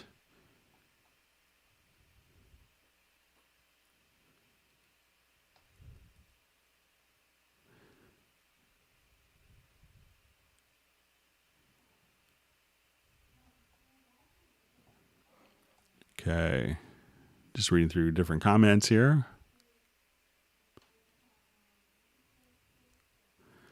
Okay, so I see my Cubase 10.5 Pro came with an empty Hallian plug, completely empty, no single instrument. Is this normal? So generally when you have, it depends on, it's not normal. So most of the time when you go to your VST instruments and we have let's say if I just add a track here. So let's say if I go in, I'm not sure if it's Hallian 6, Hallian Sonic, or Hallian Sonic SE. But when we go to the Hallian Sonic SE, you could come right over here and you should be able to kind of see all the patches.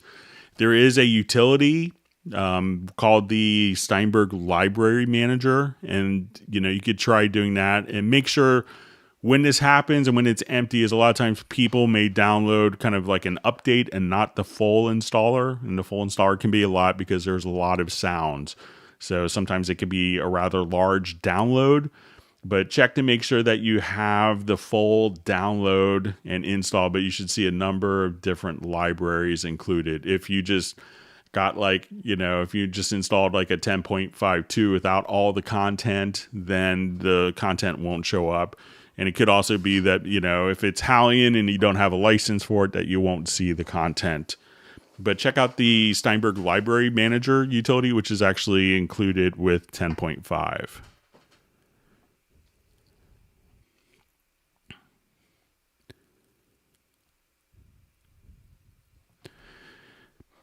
Okay, so question. Hi, Greg.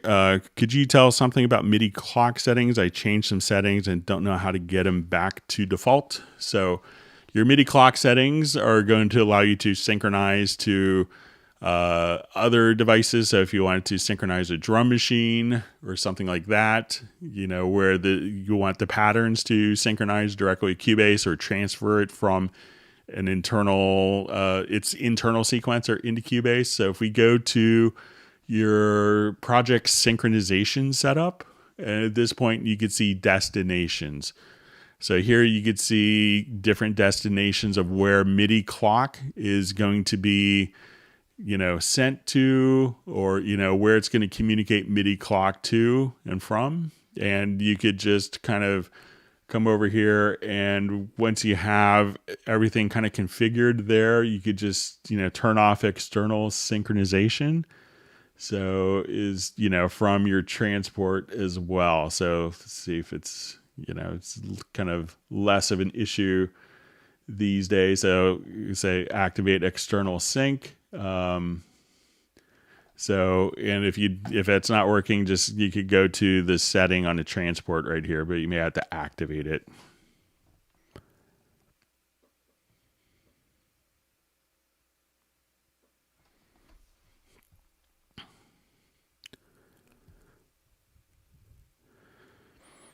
Okay, so we have a question. Can you explain Hallian layers and tuner to reduce the sense of notes?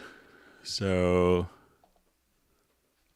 let me just add a instrument track, and let's say, I'm not sure if it's the full version of Hallian or Hallian Sonic, but we'll try just the full version of Hallian.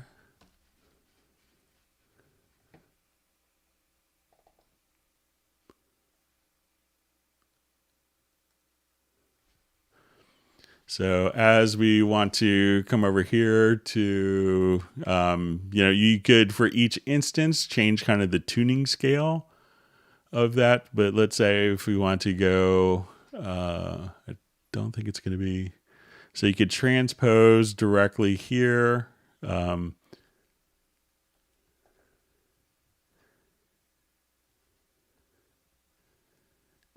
let's say if I wanted to go to edit MIDI mode, so we may be able to just take a look if there's kind of a sense phrasing here. I mean, so many times when you're using, the actual sound, you'll, depending on the sound, there's a fine tune. So for doing different detuning options. So let me see if I could find it in this particular interface here. So yeah, so you could just see kind of your tuning options here. So it could really depend upon, the actual instrument itself of what it's going to be doing within its own user interface. If it's for Hallian Sonic SE, just in case it was referring to that, each track could respond to different pitch bend change messages, but, depending on the instrument that you're using. So let me just find,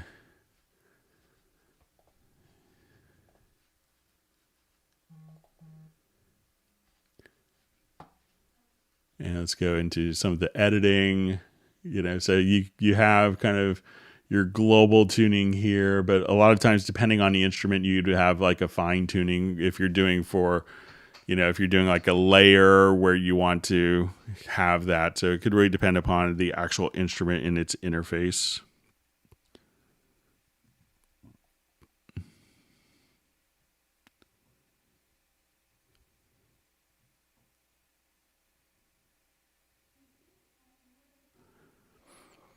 All right.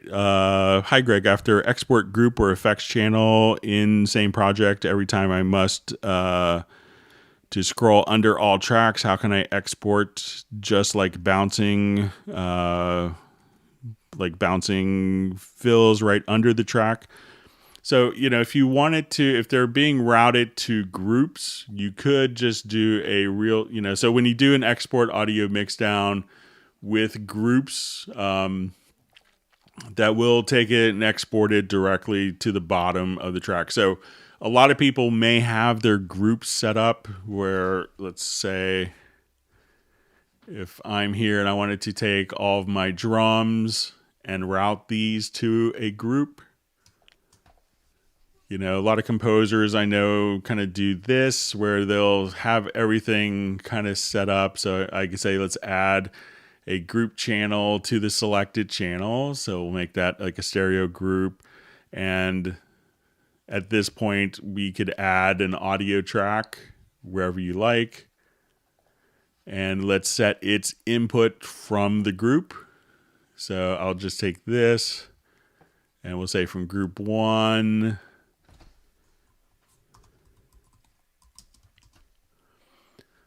So now as I would play back my drums. Could be routed here. Let me adjust my control room because I probably have it set for. So now I could enable my group drums here and put that into record and do a kind of a real-time pass, and all my drums would be just transferred directly to this group track.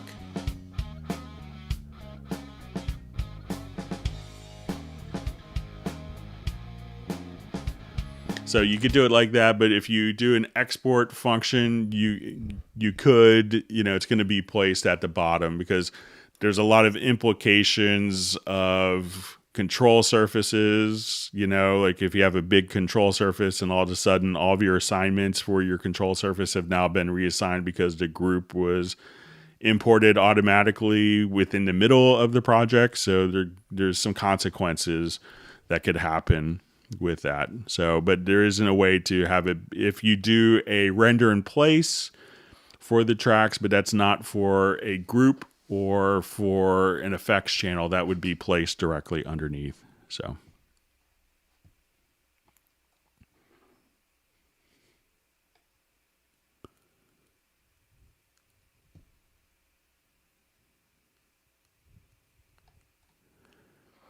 Okay, so just seeing, so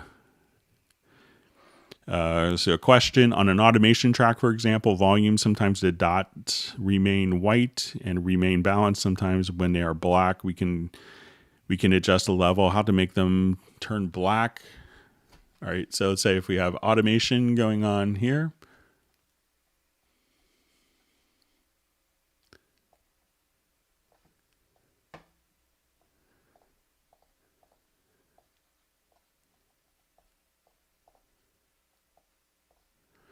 Okay, so let's say that's our automation. So I think, oftentimes, just as, to eliminate unnecessary visual distractions, like, some of the dots may not become visible until, it's in the cursors kind of in that particular range. So if we select all of the events, we can see that they turn black, indicating that they are selected. Okay, so I'll just reread this, make sure I'm understanding and not going down a wrong path. So sometimes the dots remain white and remain balanced. Sometimes when they are black, we can adjust the level, how to make them all turn black. So if we select, and depending if you're in the combined tool here, you could just select by going to the bottom. And then that's how you could select the automation points. You could select the range from the top. And then, we could move that automation like so. So that range is selected. But if I wanted to select the events so that now I could, adjust my value accordingly here, we could do that. So try... if you're in a combined mode, you could select the events just by kind of starting from the bottom. So see if that makes sense. But if I'm misunderstanding Eric, let me know. And you don't have to apologize for bad English. I'm sure that your English is much better than whatever my version of your native tongue would be. So I'm quintessentially the dumb, stupid American who only really speaks English and a little bit of high school Spanish.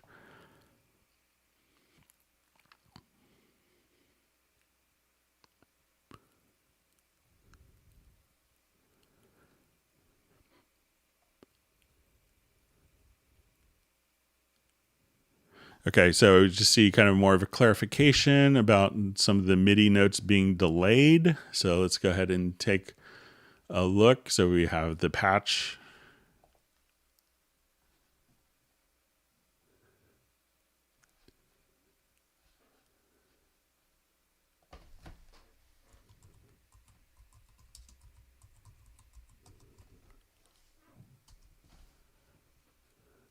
Okay, so... and let's...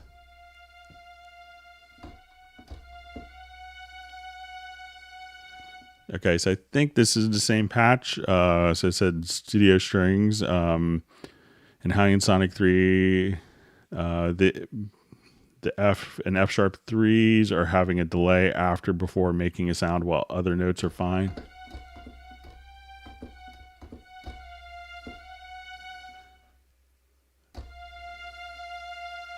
All right, let me try it down.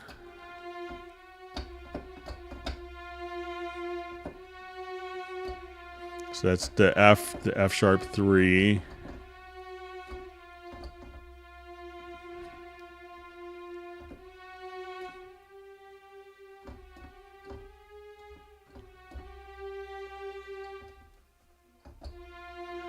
So that seems to be kind of working as expected, but if I have the wrong patch or if you have a particular project that you want to send me a download link to, I'd be happy to kind of take a look at it.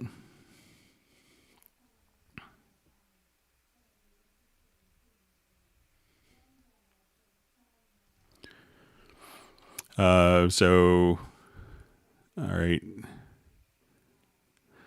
So question, you can add a MIDI note with a click easy. You can delete one with a click too without having to hit delete. A double click does not work like in Reason DAW. So, obviously there's lots of things that work in Cubase that don't work the same way in Reason and vice versa. But, again, just to get rid of a MIDI note, just try hitting the, select it with the eraser tool.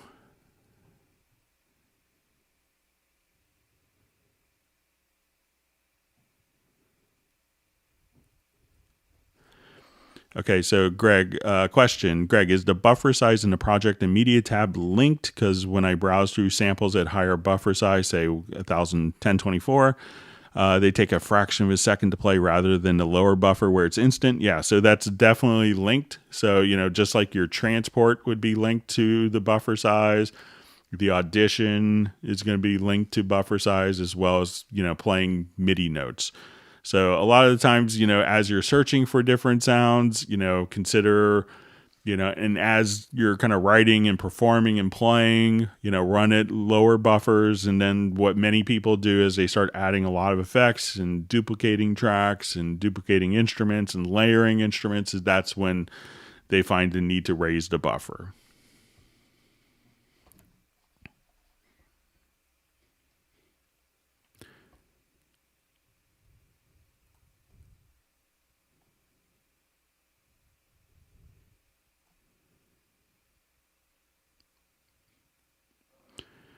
So the question, there is a way to freeze multiple tracks with one click, no render in place.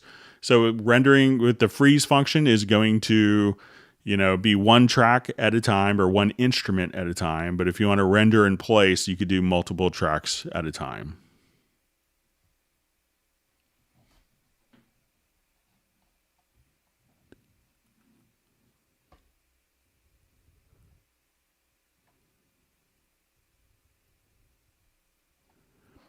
Okay. All right. Good to see Dina back. All right. So we have Brazil checking in.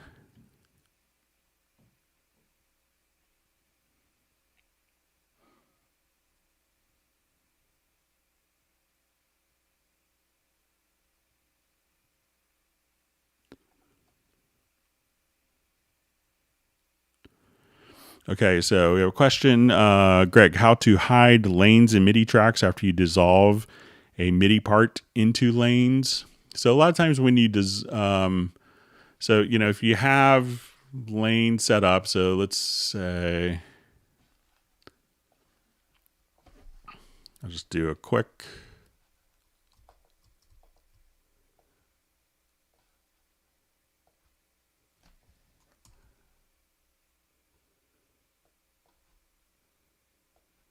So I'll just capture some quick MIDI notes here. So let me just, okay.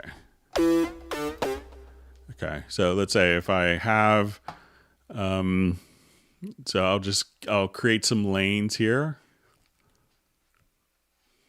So I'm going to just change so let's say during cycle during cycle MIDI cycle recording, we'll, stacked. So let's say now I'll just kind of put this into quick record.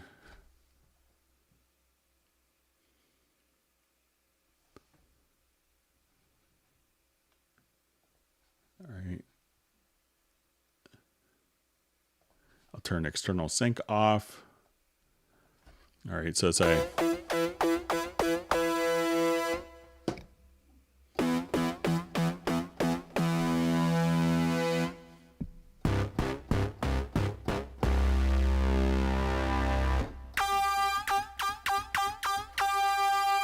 All right, so now these will all be kind of in different lanes. So those are all kind of stacked on top of each other. So once we have our lanes viewed here, we could open and close the lanes just kind of like that. But you mentioned, so how to hide lanes in MIDI tracks after you dissolve a MIDI part. So, but it could be, and I'm going to merge all these together by grabbing my glue gun and just holding down Alt or Option. So now all of these are kind of put onto one single part. So there's my different performances. So now, because a lot of times when you do a dissolve part, it doesn't actually, so let's say if I go to, I will just select that particular MIDI event, and then we choose dissolve part. So let's say I separate pitches. So now these aren't lanes, these are actual tracks. But if I wanted to put them back, just hold down your Alt and Control, and you could copy over top. So I'm going to hold down Alt to copy, Alt or Option to copy, and Command or Control to constrain the direction. So now that these multiple parts are put back in, grab the glue gun, and with the Alt key or Option key, you can now merge them all back into one nice, happy, copacetic event.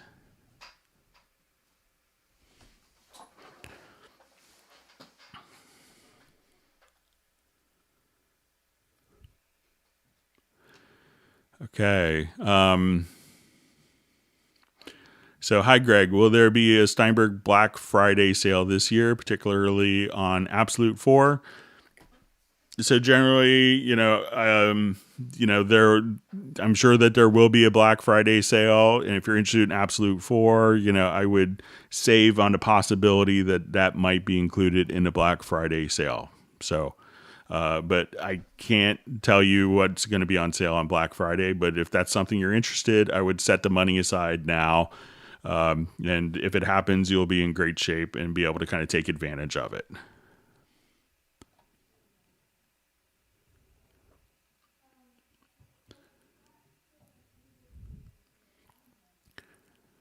Okay, so we have a question, weird preference question. In MIDI editor, my window sometimes snaps to the middle of the region when I delete change pitch. When paused, what did I do? All right, so let's say if we're here in our MIDI editor, just make sure. So, all right, so let's say if I'm here and you're saying that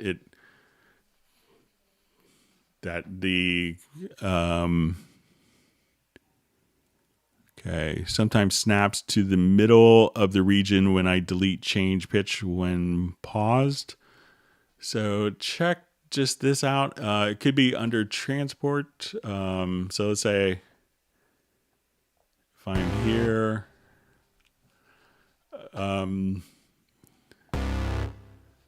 so it seems like mine, check under transport and see what happens if you, maybe change. And let me just,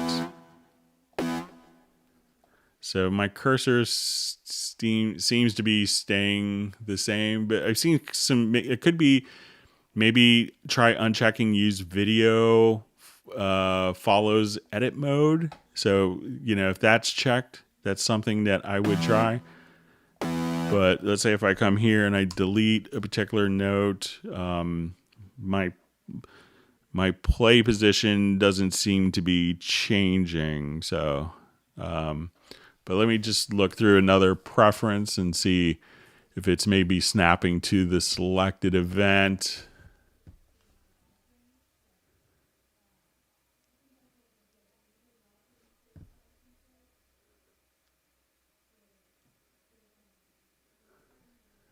All right, let me just look.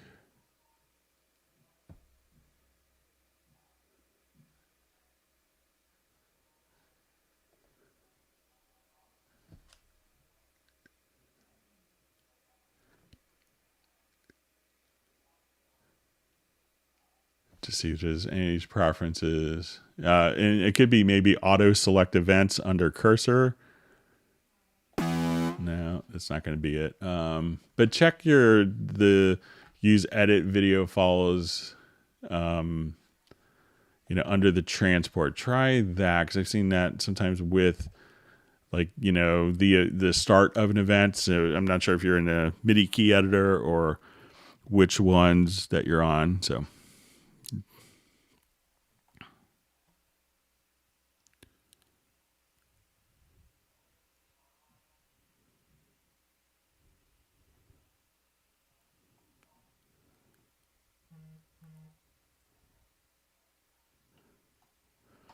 Okay, so question. Having sync problems with synchronization settings for external MIDI devices, SQ mainly.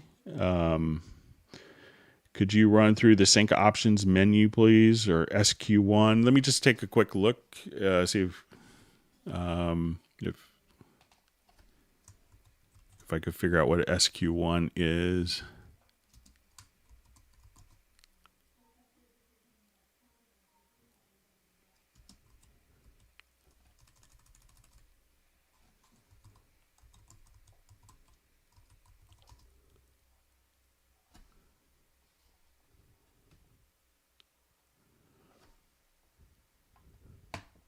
Okay, so it looks like it's a Korg step sequencer. All right, so let me...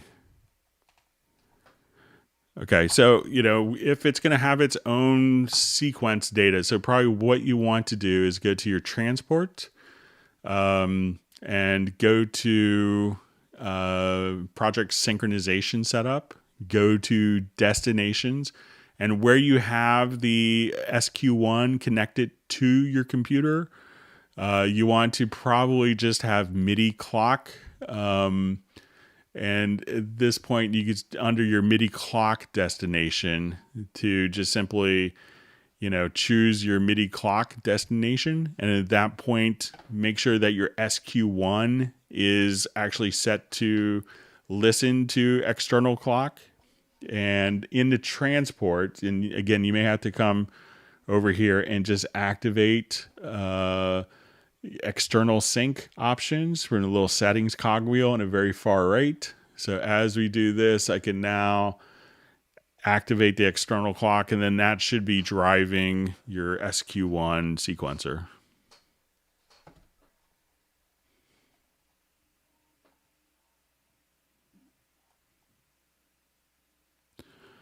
Okay, so I just see question, is any work happening behind the scenes to ensure that Cubase will work on new ARM-chipped MacBook? Maybe too early to say, but is it being discussed at least? Obviously they're doing a lot of planning for it. And I think Cubase is in very good shape because we do already have, all the ARM support for working with Cubasis on iPad. So there may be, like with any major architectural change, I think, legacy plugins, are going to be kind of more the culprit that, perhaps won't be rewritten for a whole new processor architecture. So, but I think that Steinberg's in good shape because we're already supporting, stuff on the iPad and iOS. So with our Cubasis sequencer, so.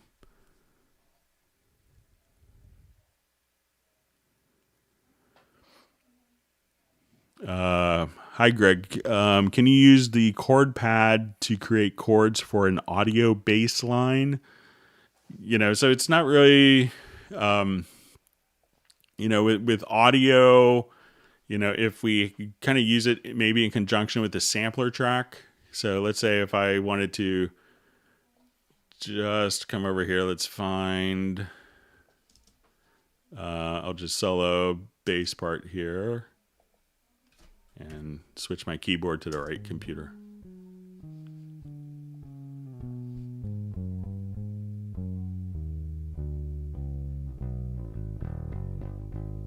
So let's say I just wanted to come here. Let's just grab. So if we wanted to just take, a section of a, particular element, we could just kind of drag that into our sampler track. And, if you wanted to choose like, different start and end positions.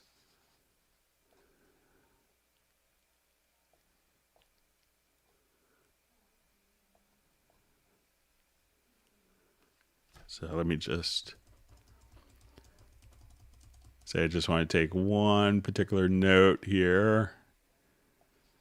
So it's not really intended for, the chord track to have, chords follow. You could have chords, monophonic chords, but, I've seen people come over here with, different chord pads and be able to just, trigger, tracks from the sampler track if you wanted to. So if you wanted to, probably just horrible examples, but you could, trigger it based on chord tracks. And as you do that, it probably makes sense to come here. So let's say, okay, we want to change our pitch. And let's activate audio warp mode. So as we play.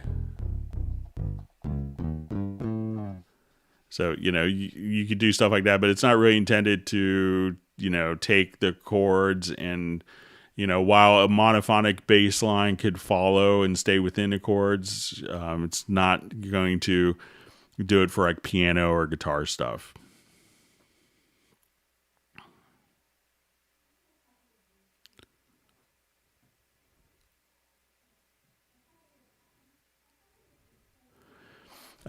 So I see a question from Jake. I'm moving to Cubase from Ableton for mockups. What would you suggest is the best resource to use to get used to the workflow and shortcuts, etc. in Cubase? A lot of content on YouTube is for beginner. Check out the Steinberg YouTube channel. I think there's a lot of advanced content there. I think these Hangouts are a great resource. If you go to cubaseindex.com, you could actually search by topic of, I think we've covered 5,500 questions just this year. So those are great things. And, teach yourself one new keyboard shortcut, every day, and that will improve your workflow.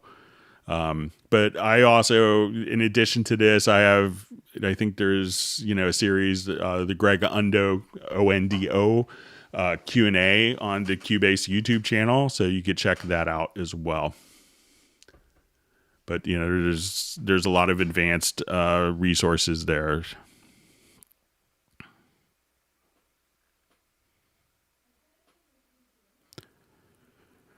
And, and I see kind of a further comment, and a lot of time I know what it is I want to do, but I find it more frustrating how to do it. So I've helped many people through, we often call it kind of a DAW translation. It's called this, where is it, I want to do this task, and they're all different names and labels and different locations and different programs.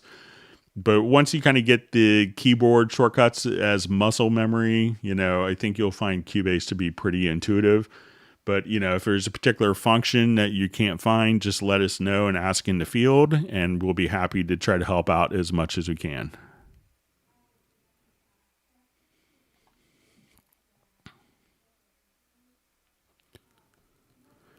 Okay, so question, how can sorry, my timeline just jumped on me.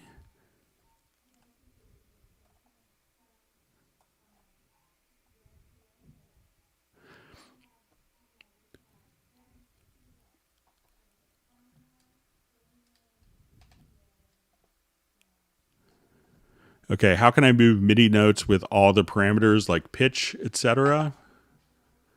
So let's say if I have a MIDI part here.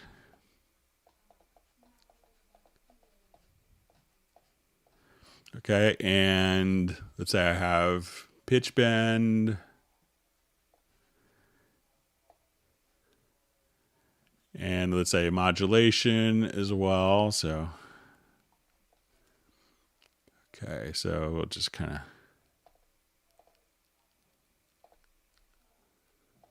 of. Okay, so now when I want to move these events, all right, so we'll just. Okay, so I think that there's going to be.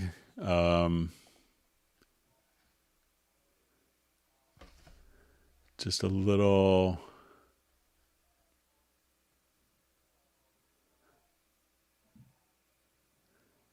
I'm just having my brain cramp of where to kind of tie, the controllers or auto select controllers.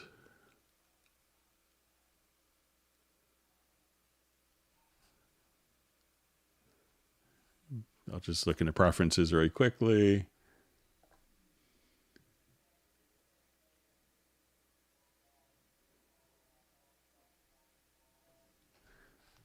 Okay, so let's say if I just gonna reread that preference again.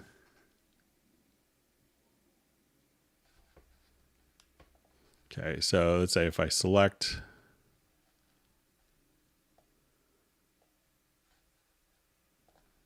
I'm just going to make this part bigger here.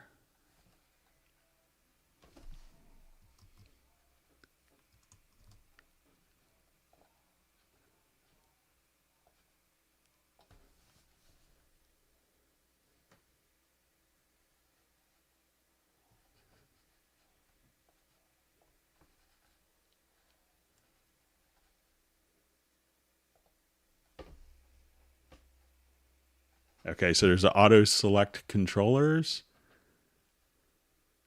Okay, so now that that is enabled, so come here, sorry for my brain cramp, you'll see an auto select controllers, and it's this icon here. And now as we move select events and move them, the controllers will move kind of right along with them.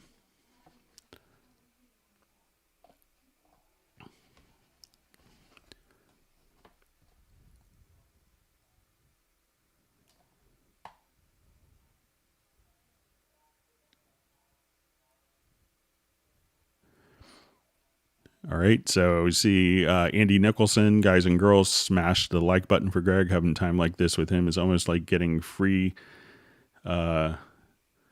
third line support twice a week. So that's good. And I see that we're one away from 100, and we just hit 100 likes. Thank you. All right. So we're glad that it's been useful. Gareth says we should recount the like. So been following too much United States news. All right.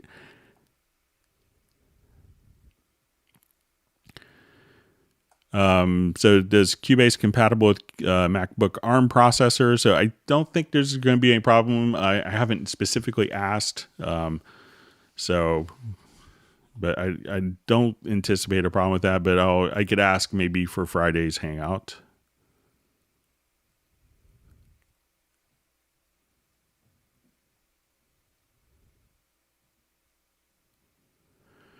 Okay, can you record into control room using external one, left, right, or only in input bus? So you can't necessarily record in a control room, but if we have an external input here, so I'll go to my audio connections, and let's say like I have an iPad, my TalkBack, and let's say I wanted to add a new external input. So let's say this will be our 2-track, 1/2 inch. Okay, that now when I come over to, let's add an audio track that my input we could see from the control room external input sources. So if I wanted that to come from my 2-track, I could just have that routing automatically preserved. So while it's not necessarily recording into the control room, it is recording, to an audio track.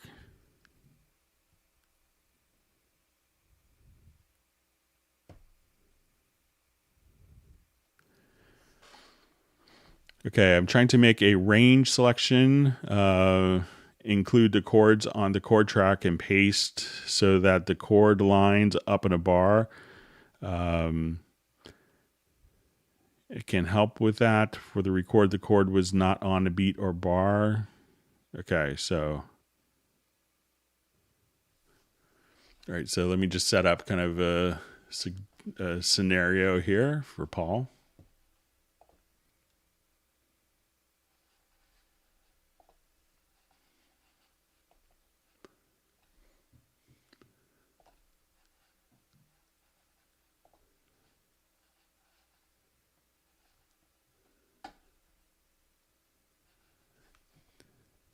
Okay, so I'll just do a quick organ type thing.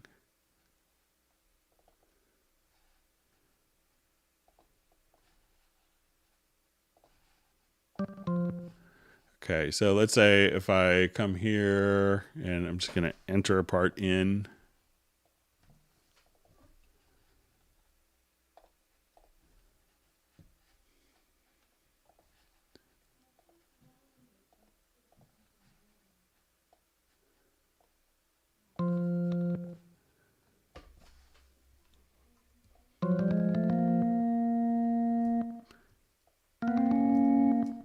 Okay, so I will come here and let's go ahead and duplicate this a couple of times.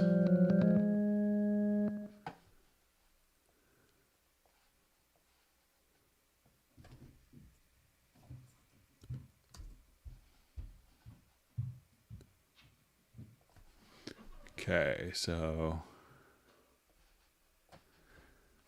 Okay, and I'm going to, at this point,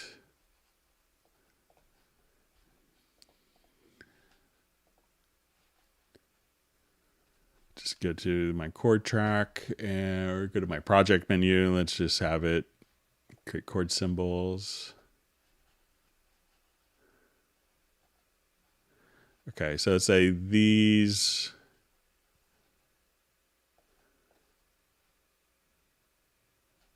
And we look kind of at the event, we see that these aren't on the grid. So it says I'm trying to make a range selection, include the chords on a chord track and paste so that the chords line up on a bar. Can you help with that? So let's say if I start like the first. So let's say we start this, we can see kind of our time position. So I will select I'll select those notes and MIDI, but I want this to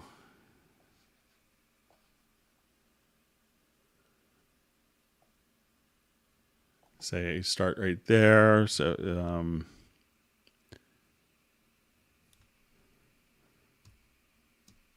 I'll go ahead and copy.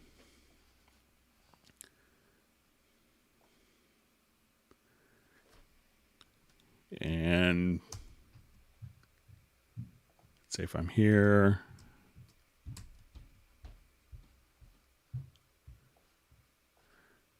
All right, so let me try if I select the events.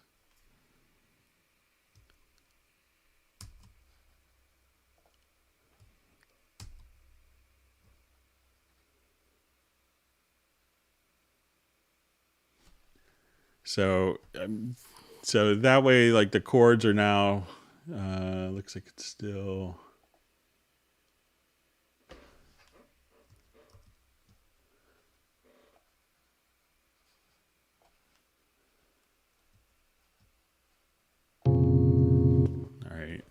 just... Okay, so we're just going to use...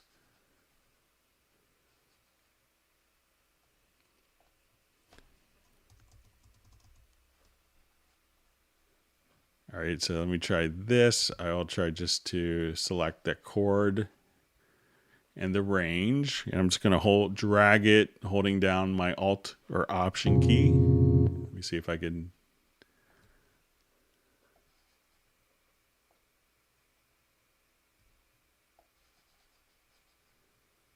And then be able to kind of just drag it right onto the...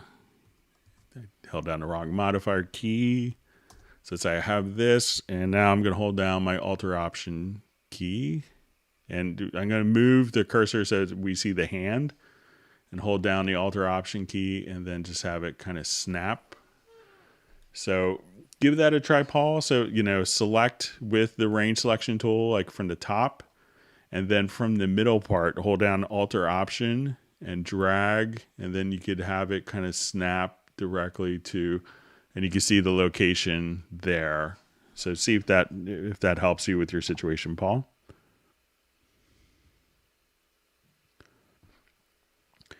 So question, what are the chances for C11 to release this week? So we'll just have to wait and find out, I guess. Okay, so we have a question, does Loop Mash accept MIDI or is it audio only? So there's two different plugins. So there's an audio plugin for Loop Mash FX, which could allow you to, do different processing. So it could work as a processing audio. So let's say I'll just open up a project here quickly. And Loop Mash also, there's Loop Mash FX, which is kind of a portion of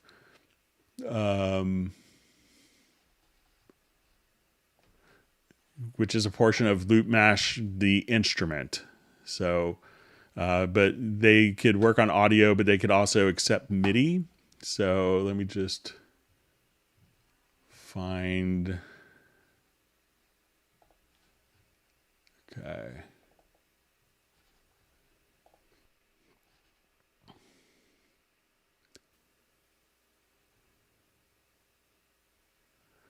Just open up this project. So when we have, we could have Loop Mash as its own instrument.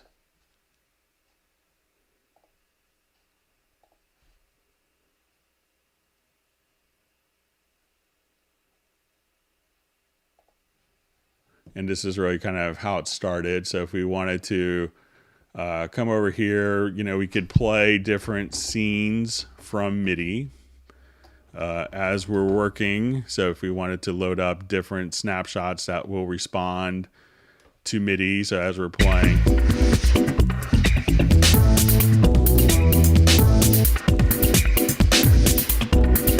So these different sounds will respond to MIDI, but if we wanted to run a whole mix through Loop Mash, let's say if I have it on my master bus here, at this point, if I wanted to, we could automate these parameters, but we could also trigger them via MIDI, even though it's an audio plugin. So once Loop Mash FX is instantiated, we could add a MIDI track.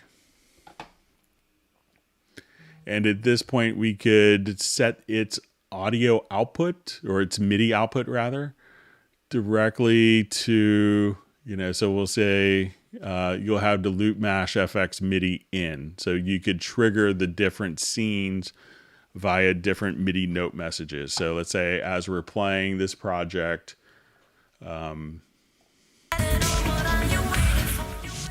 if I wanted to come here and do my different stutters, I just had to find,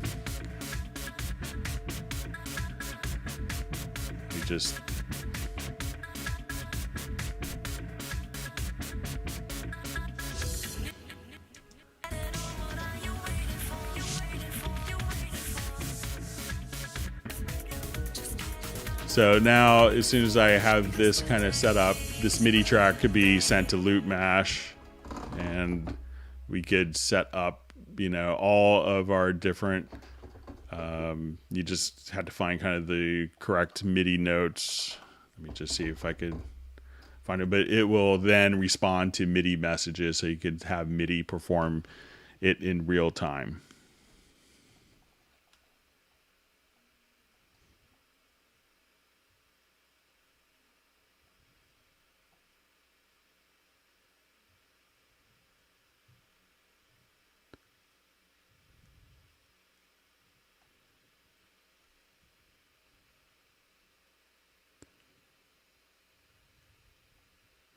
Okay, reading through different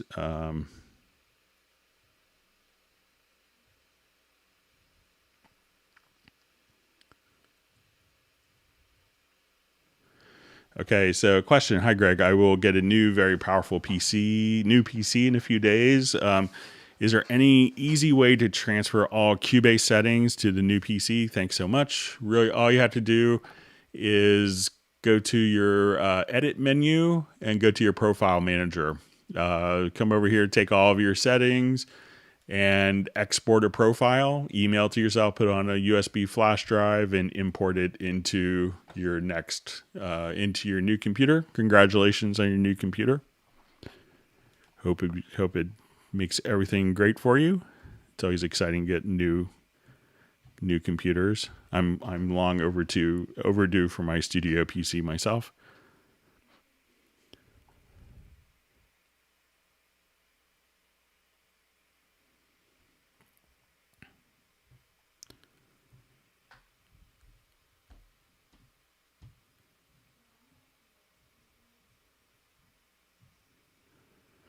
All right, so see a nice comment from Dina. Just want to say a huge thank you to Greg. The support here from Steinberg is second to none. So thanks. We're glad it's been helpful.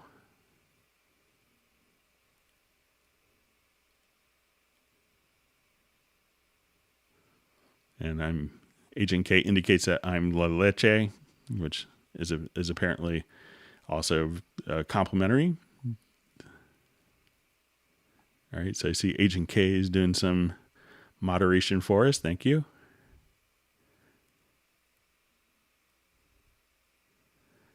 All right.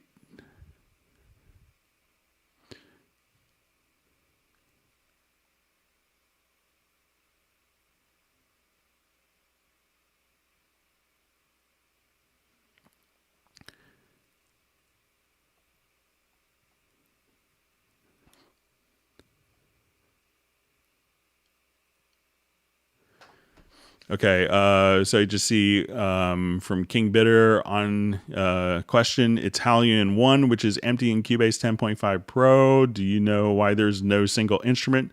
So Halion 1 was kind of the precursor, I think that came in like maybe SX3. So that's a really kind of early instrument, and all of those sounds have migrated to Halion Sonic. So, Halion 1, you would have to kind of install it as a legacy plugin. So, if you don't have any sounds, all of the sounds that were in Halion 1 from, 12, 14 years ago are inside of Halion Sonic as well. So you're not missing anything with that. So.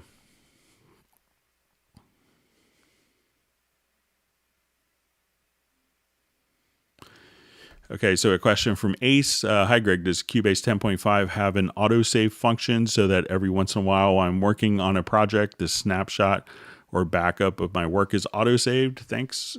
Yeah, so if we go to your preferences and under General, you could have an autosave amount. And I think it will default to like 10 minutes, but you could just enable autosave right there and set the amount that you want the autosave to do. So that's all you have to do. So once again, preferences, general, and activate autosave for you. All right, we're doing well on time. Thanks everyone for the great questions.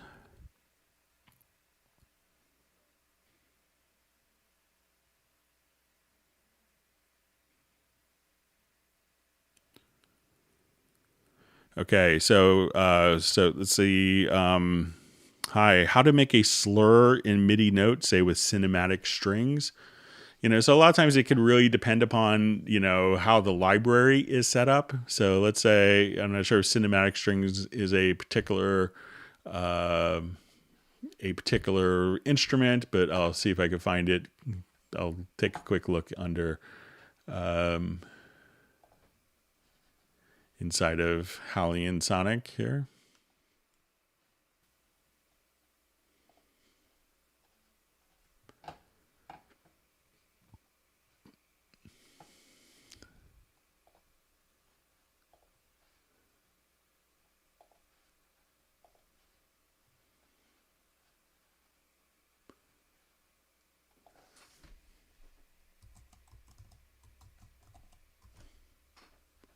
Okay, so let's say we have cinematic strings. All right, so.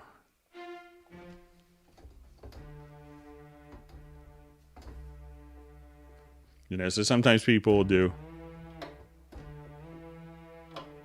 you could set pitch bend range amounts, but let me just come here.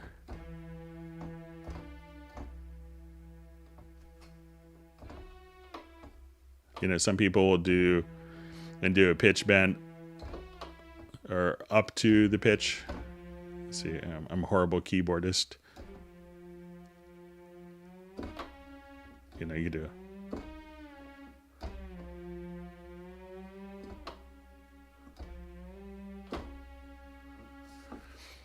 So it could really kind of depend upon the library itself and how that's set up. And sometimes it will have advantages for kind of monophonic playback options. So, but, with MIDI, often you're going to have two separate notes that will work between the two. So, so it could really depend on how that particular instrument is set up.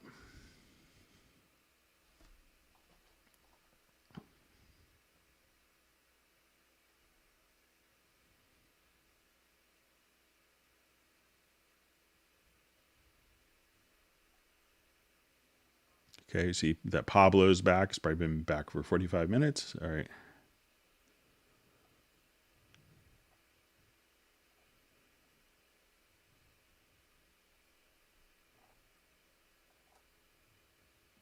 All right, my chat field jumped on me, so let me just navigate back into our discussions. Okay.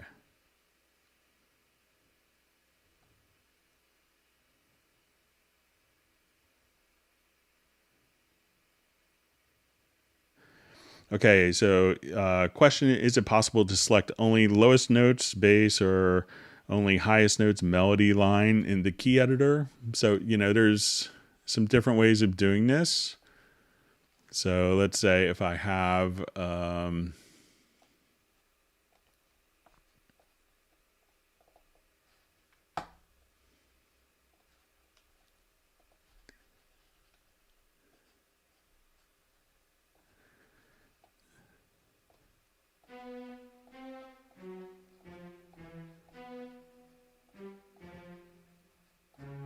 So let's say if I have,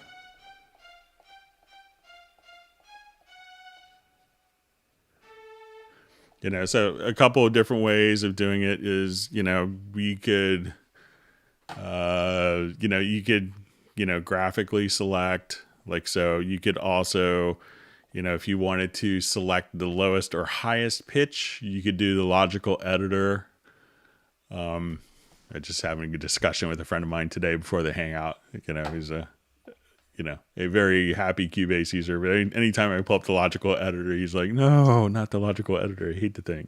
He just hasn't. I don't think he's spent the time to figure it out. So I'm just kind of having an internal chuckle. But let's say if I wanted to come here, we'll say type is equal to note, and let's say context variable.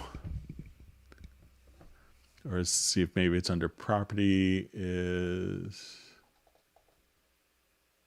let's try maybe context variable, but I think there's a way that we could do it. So we could say equal to highest pitch. So we could just say,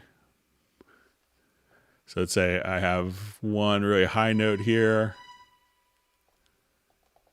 So now I could say find a note that's the highest pitch and select it, or you can say find a note that is the lowest pitch and select it. And then you could also say, select all notes that have a value 1 less than C3. So this one could select your low notes, and and we can say that are bigger than C3. So at that point you could just set up different logical editor conditions like that.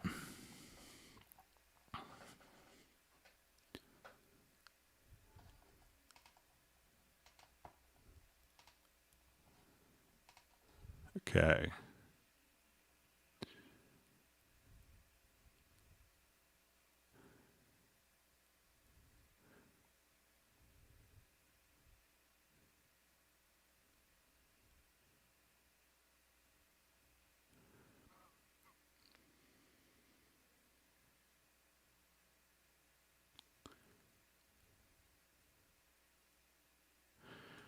Okay, so I just see a comment from Jeff Zabelski. Sometimes the CC121 doesn't continue its connection after iMac goes to sleep.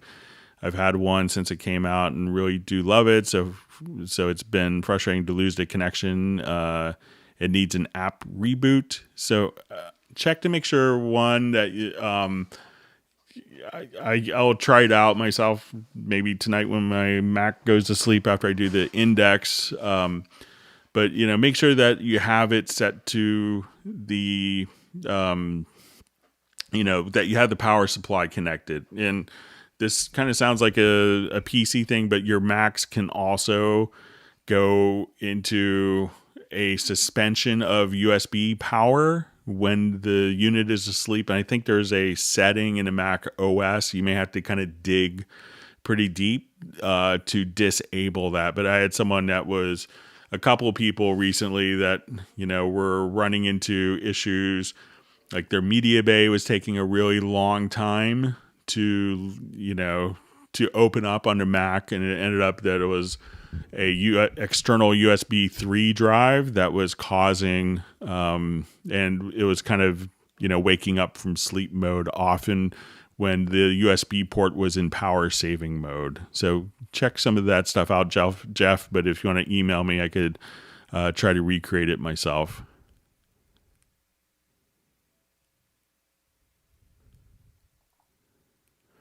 All right, good to see JVI here. I believe he's in the Netherlands, if memory serves. Okay, so I just see for Maestro Musician, the pitch bend does not work on a Nectar Panorama keyboard. All right, so I'll just give it a try here really quick. So I have a Nectar that I'm using on my Hangout here, so I will just select a MIDI track, and I will come to my MIDI monitor. So I'll just go to my MIDI inserts. Let's go to my MIDI monitor, and my pitch bend is working. So if I wanted to record pitch bend data within the editor, I could also just kind of come here. So, and now when I come right over here, let's look at pitch bend. All my pitch bend data was recorded. So maybe your Nectar's in maybe if you take it to a default state, but my Nectar is transmitting and Cubase is receiving the MIDI pitch bend wheel, MIDI pitch bend information from my Nectar without any issues.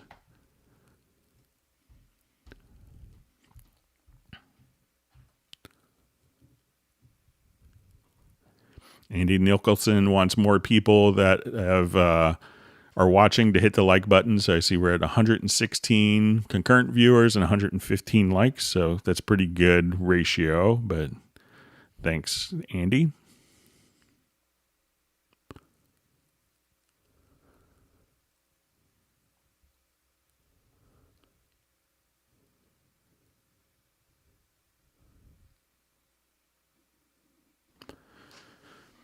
Okay, so you see, sorry if I missed your question, Fred. So I have an audio track using an external effect. What's the best way to create a new audio track of the output from that? Render in place, re-record via bus, something else.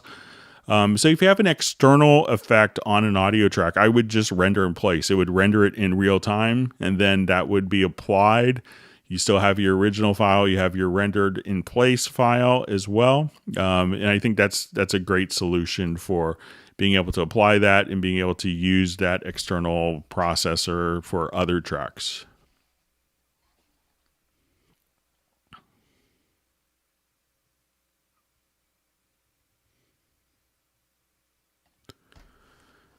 Okay, so you see from SR Cummings, having trouble with workspaces, alignment with dual monitor setup, workspaces global or not remembered exactly. Are there settings, if preps, etc., that may need to be changed? I've heard this from some people, and other people with very similar setups will have no issues with it. I have a friend in Nashville. I think he has 9 screens that he's using, without any, issues with workspaces. But you could try, one thing to try is if you hold down, excuse me, on the PC, like Alt Control Shift, or on the Mac Command Option Shift right after you start Cubase, and try to disable the preferences. And see if that makes a difference for you. So that will kind of give you a clean slate. And if it's like a preference that got corrupted, that may kind of do the trick. So give that a shot.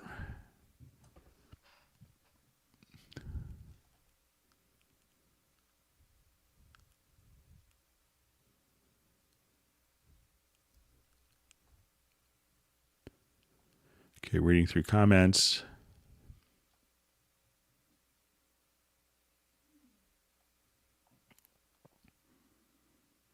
All right, we see that Pablo Vasquez is not only learning Cubase, but learning English as well.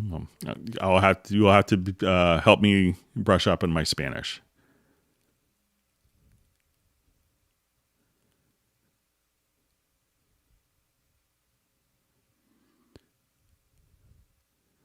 Okay, so I see just a question, how uses audio track? So maybe if it could be a little, maybe a little more information, that would be helpful.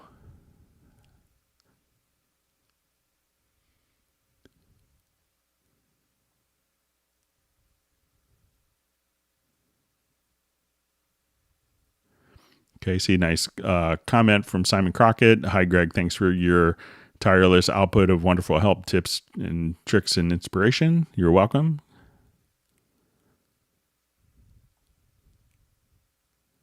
And Loop Mash is a secret gem in Cubase. It is. And Jazz Dude's pointing that out for everyone.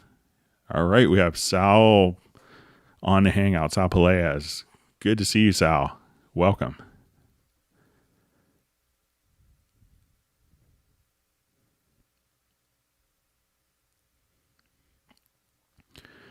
All right, so we have a question, how to make sidechain. So we come over here. Let me just jump to. So let's say if I want to do a sidechain, my Loop Mash FX song that I used was a remix done by Sal, who's on the Hangout. So it's great to see him on. Great track. Okay, so let's say if I want to do kind of like a sidechain source. So let's say I have kind of a very typical scenario with maybe a bass and drums. So we'll come here just.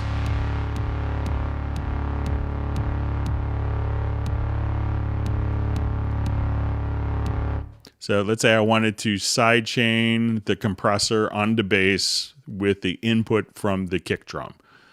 So what I would do is select this particular track. I would, we'll go to the edit channel settings. And with your plugins that have a sidechain input, we could actually enable the sidechain here. And now we could select the source for the sidechain. So I'll just say kick. And we could select multiple sources as well. So at this point, when the kick drum comes in, it's going to trigger the compressor so that the compressor will, that track will dynamically go down.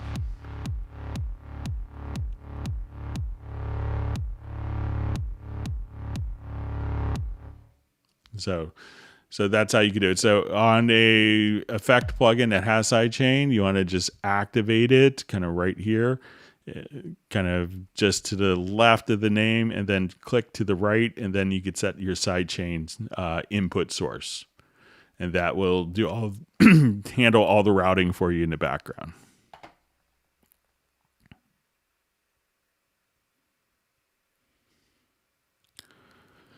All right, so see a comment from Robbie Bowling. For some reason, I was thinking that Loop Mash only wanted to convert the audio files to MIDI, which loses me altogether. So.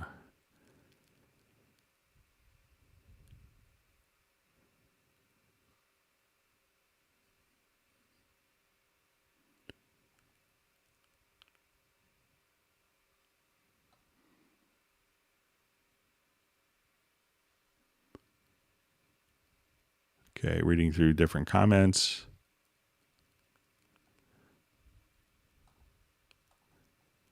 All right, so just seeing a comment from FR. Hello, everybody. Sorry, is this a stupid question here? But I don't see the question, so maybe it'll come up.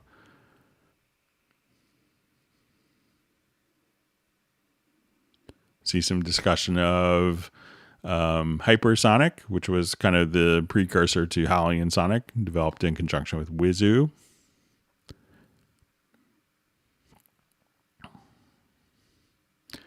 Okay, hello, this is my first time here. Just going to ask about using 32-bit plugins with 10.5 Pro. I have a hard time. So, 32-bit plugins are kind of, a bit long in the tooth and a bit old technology-wise.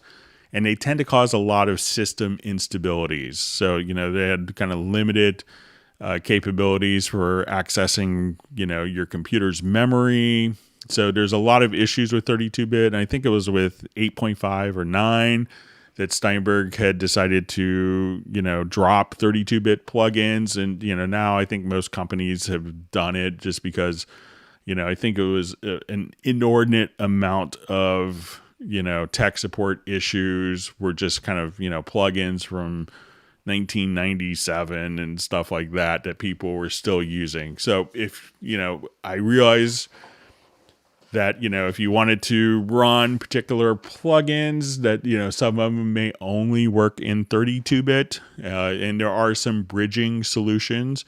So a lot of people use JBridge, but, again, that's kind of, trying to fix a broken dam with a Band-Aid sometimes, so it's not the best solution. So that's why you see not only Steinberg, but most companies kind of moving away from 32-bit plugins.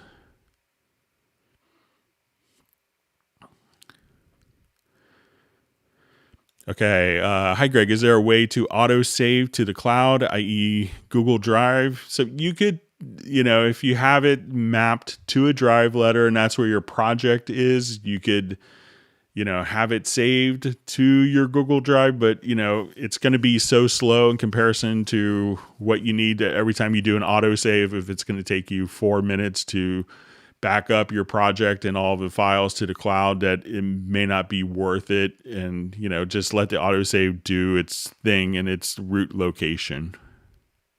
But you could definitely, do a backup archive or, other things.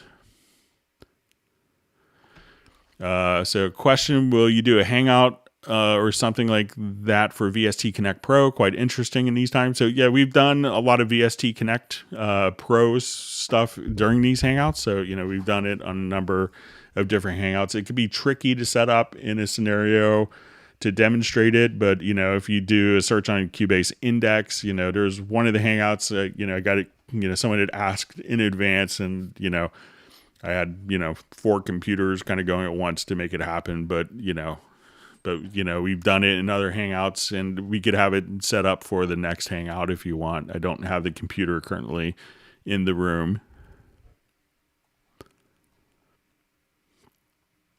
But yeah, it's wonderful technology being able to remotely record people. So.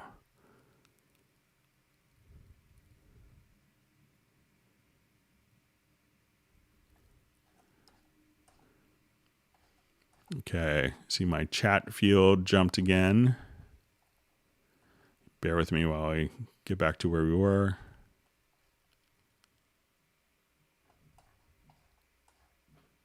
Thanks for all the wonderful questions.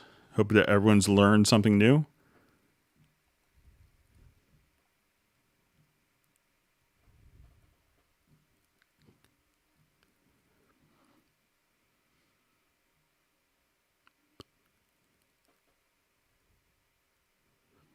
Okay.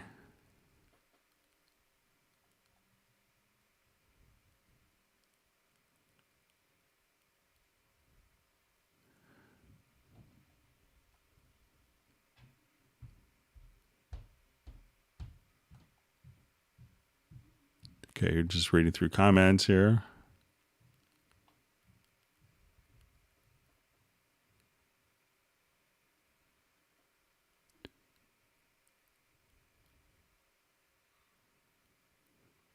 Okay, some more discussion on Google Drive stuff. Okay, so question, is it possible to slice a sample using it on a keyboard? So let's take a look at how we could do that.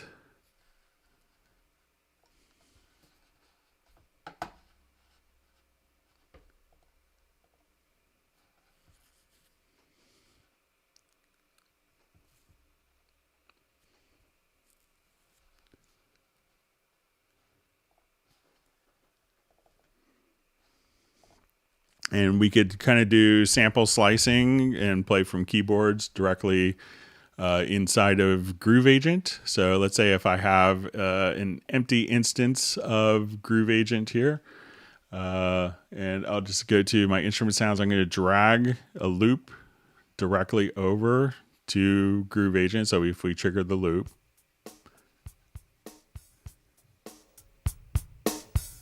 so all I have to do now is just choose to go to the Slice tab under Edit, and then click on Create Slices. And now each of the slices has been mapped automatically across, and a pattern has been created. So if I wanted to now take this particular pattern over, we'll just take this pattern, drag it over. So once we have that pattern online there, so I'm going to just take these three.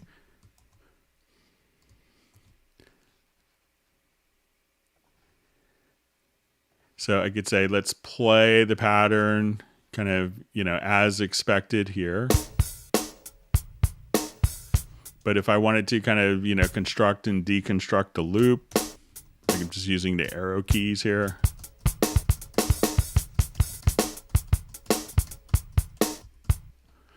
And let's take this part and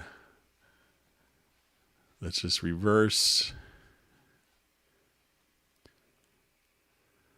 So I could get kind of the same exact patterns from audio, have it sliced in MIDI,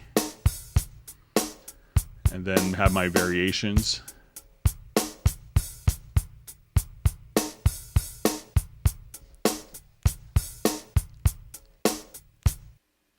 So that's how you could do it. So just kind of drag it directly into Groove Agent and onto a pad, and then just slice there. And it's not limited to drums. You could do vocal chops, all sorts of great stuff very easily using that particular function.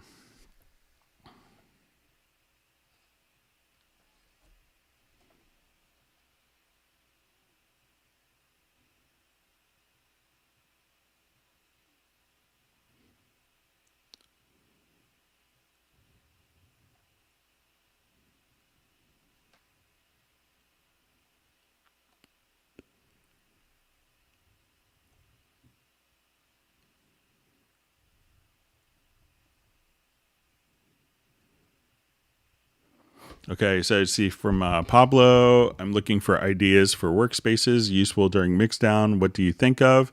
With workspaces, I think it's, there's like some really great creative uses of it. So let's say, if you're mixing and you wanted to, if you find yourself, okay, I'm mixing these particular tracks, we could say, let's add a workspace, and these could be global or for the project. So let's say, okay, I want to do mix. And let's say I wanted to come over here. Let's say I have some inserts on.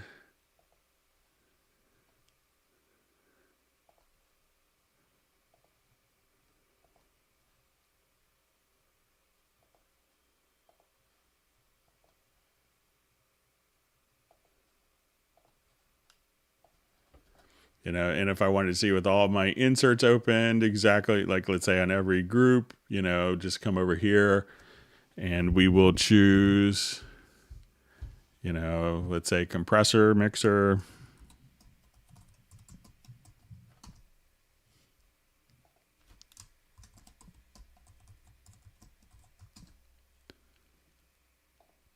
And then, once you have everything kind of set up, you can just say, okay, we're here. Let's go to, skinny mixer as a view. I want to go to my compressors, so once so if you're kind of toggling back and forth and you don't want to open up like different plugin windows constantly, using the workspaces is a really handy tool for that.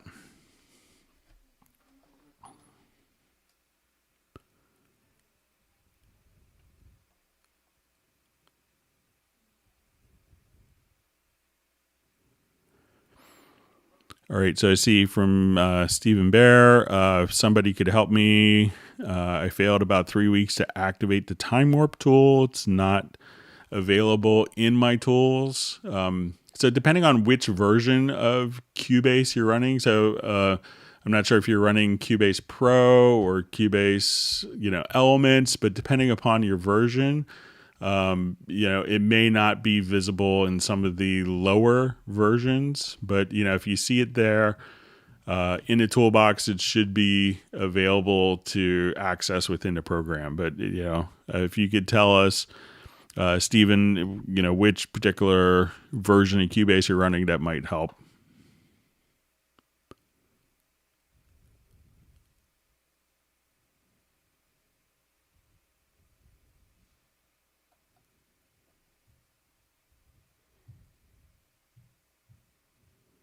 Okay, reading through comments.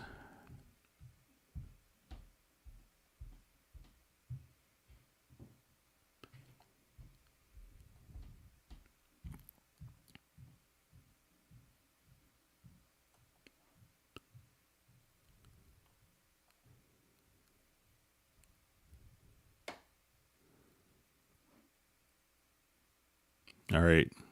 I'm glad to hear from Pablo. I have a fan in Galicia. That's great.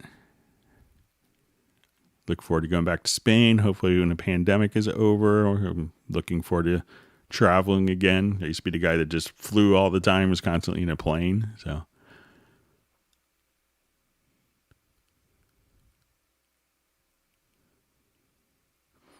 okay, so a question. Hi, Greg. Hope you're fine. Your family as well. We're doing great. Thank you. Please, how to have the stereo master track on the mixer in the lower zone? Is it possible? Thank you very much, and have a beautiful week.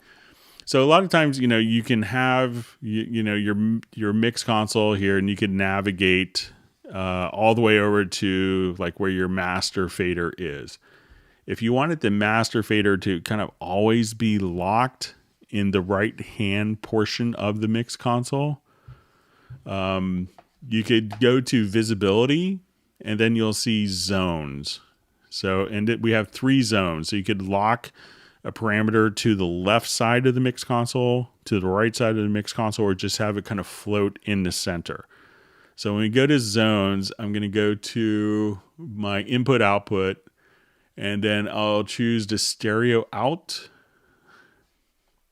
And we see these 3 dots. So if I wanted my stereo out to always be on the left-hand side, regardless of where I am in the mixer, or kind of in the center where it could float, or most people want the master out to always be visible on the right-hand zone. So as soon as I click on this, you see 3 dot options. As soon as you click on the dot to the right, that will anchor that particular mixer channel to the right-hand side of the console, and you can see that in the lower zone as well. So hopefully that makes sense.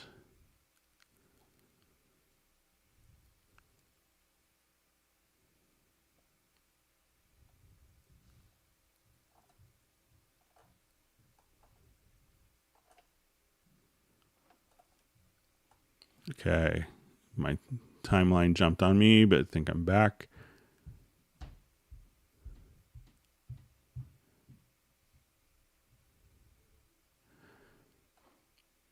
Okay, seeing some discussion of Wizu, which is now Air Music Tech. So yeah, good stuff. And seeing Pablo like Latigo. So I actually brought that plug-in to Steinberg, and then it became a Wizu product. So that was my friend Clay Ostwald, and Clay is often on the Hangouts here, who did that. So he's producer and musical director for Gloria Estefan. So it was kind of the real deal. So, you know, some of the most amazing Latin percussionists. So that was great. So, but yeah, wonderful plugin. So, all right. So see question, when will Cubase 11 be released? So, you know, so as soon as it's released, we'll be able to show it on the next Hangout. So, okay. So we see a comment from Fred. Thank you, Greg, for doing this again and again. I always learn something new. Thank you. You're welcome. All right. All right. So I think Gareth is back, but he's been gone and back. So he may be gone right now. Okay.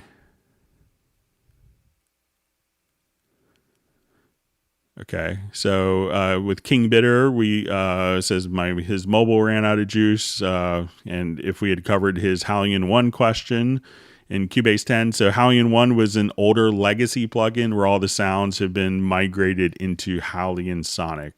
So it's to be expected that you don't have any particular sounds in Cubase 10 with that.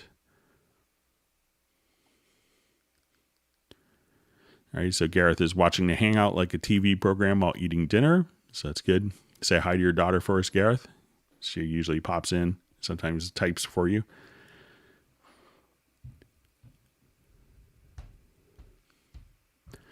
Okay, I use VST Ensemble Pro on second computer. Can I use a synth there from my host, for example, filters? So I believe that you should be able to run any VST program there. So it shouldn't be an issue. So it's a pretty common workflow, especially for composers.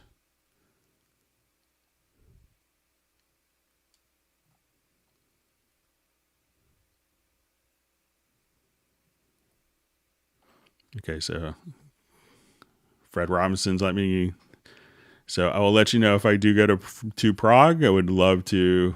It's one of the cities I've always wanted to go. So my ancestors are from Czechoslovakia. I'm not sure if it was Slovakia or Czech Republic, but so one of the cities I always wanted to go to.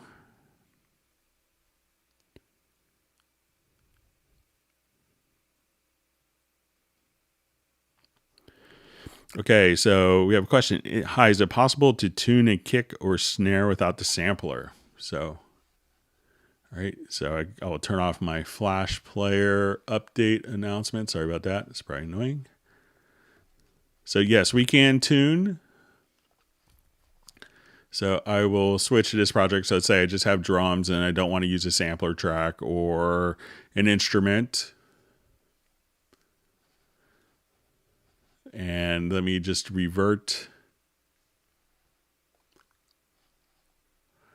So there's nothing kind of more annoying than like, a kick drum or snare that's kind of out of key with the particular song.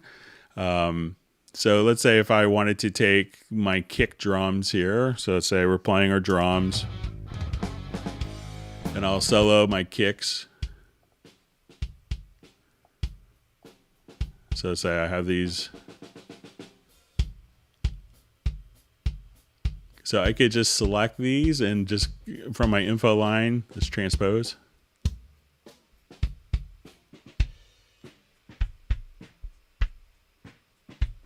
So you could do it in semitones or cents right here. So the fine tune would be cents and transpose would be semitones.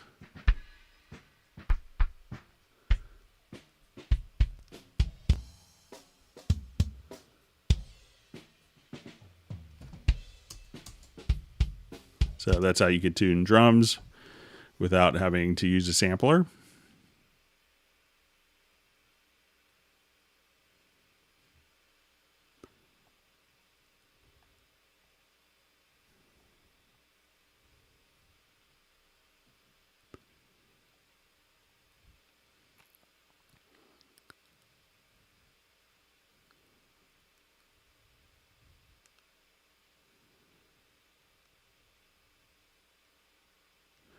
Okay, question. If you use two mix consoles on one screen, can your controller follow the second one or the one that is selected, or just follow the one? So let's go ahead and take a quick look. So let's say if I have mix console 1.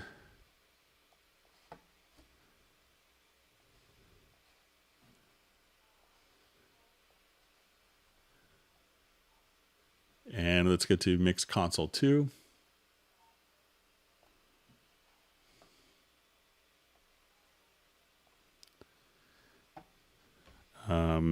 All right, so can your controller follow the second one or the one that is selected? So I think it's going to, whichever is the active choice, to kind of work with. So I think, so, you know, if I select a particular channel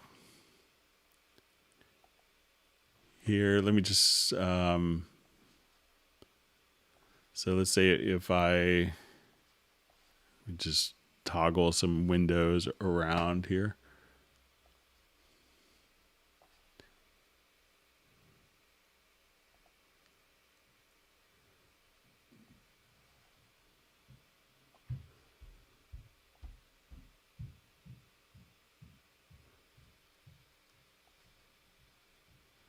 All right, so we see my project window and two mix consoles.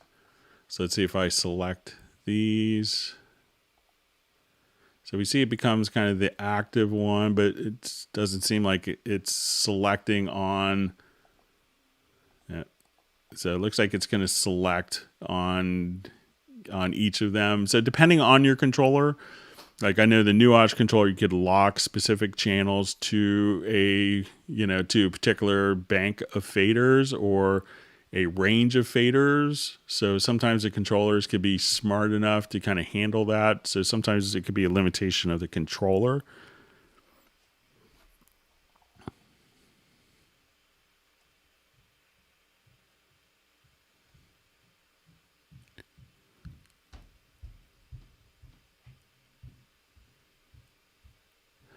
Hi, Greg. Do you have a best practice choice for cloud backup and making materials available to others, i.e. Dropbox or Google Cloud? Thank you.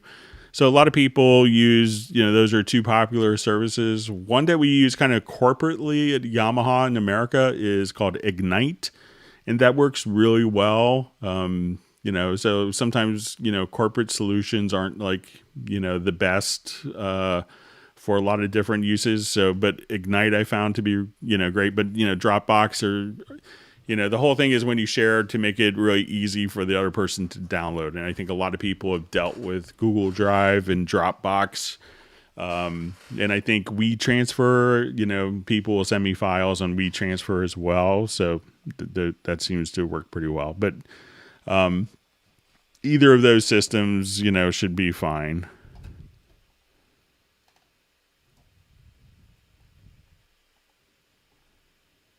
Okay. Just going to check because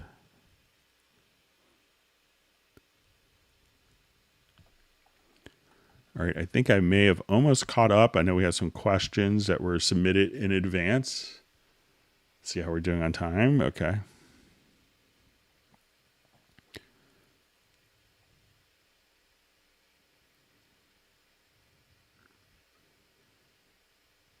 Okay.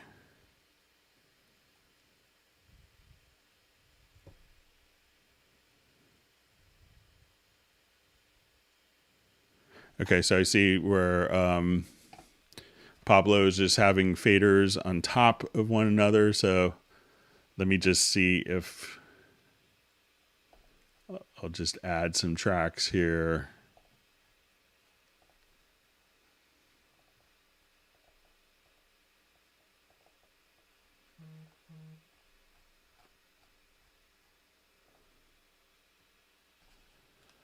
Okay, so if I wanted to have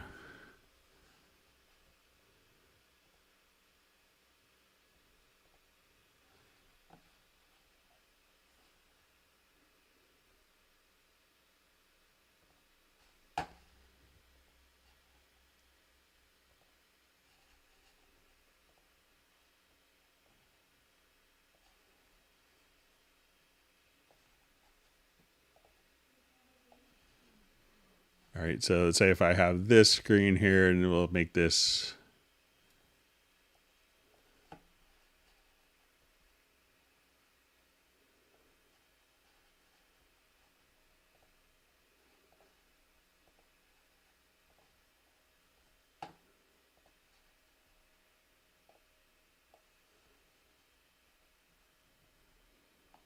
okay, so let's say if I have this kind of locked,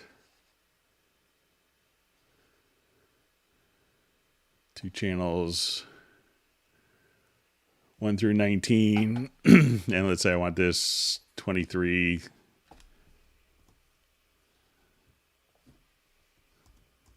All right, so let's say if I now select here,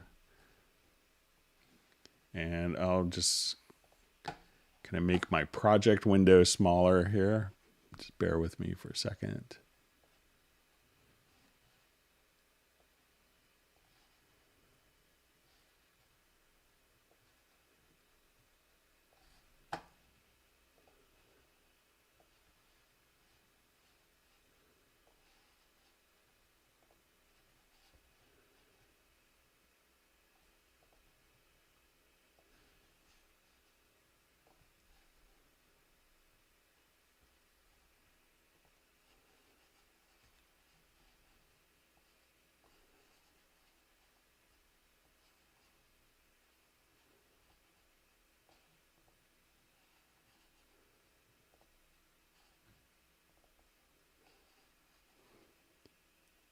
Yeah, so let's say if I come here,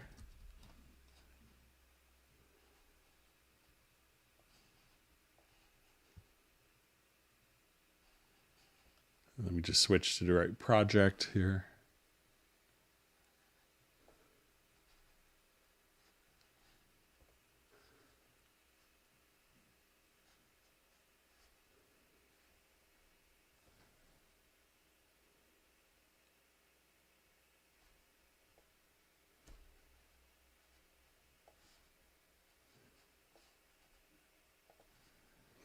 Okay, so let's say this is my project window. And here's my mix console.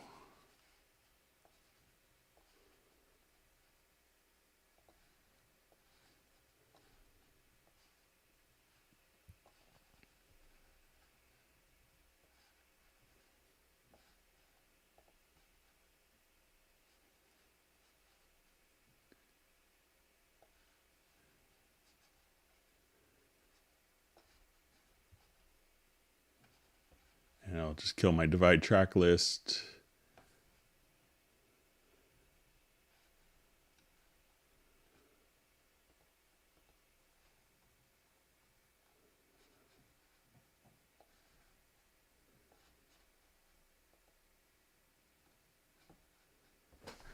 So kind of as I play back, let's say if I just turn off my solo.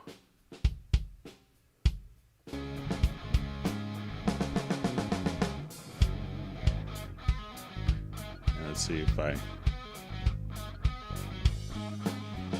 so it looks like it does kind of select on both mix consoles. I can see if there's, let me just take a look, see if there's a quick preference for that maybe.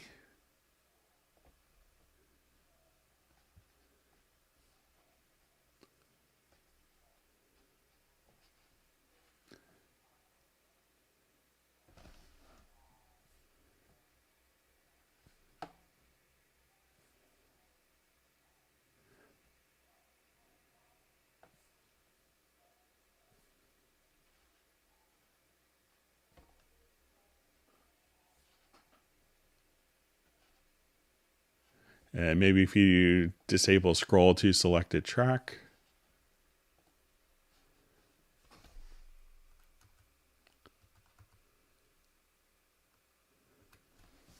So you could try that preference and see if that makes a difference for you, Pablo.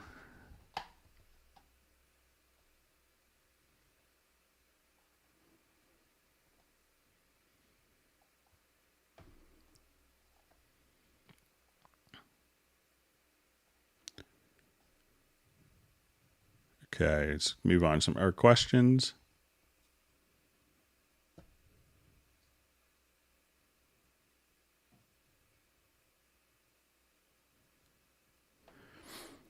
Okay, so a question from Fred. When I use HSO, recent purchase, the wheel is at lowest volume, so I move it up before editing notes.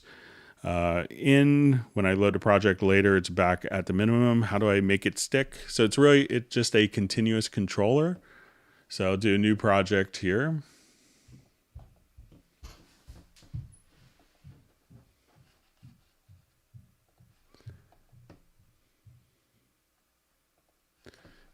So let's say, what you want to do is just to, have that information written into the particular event. So I will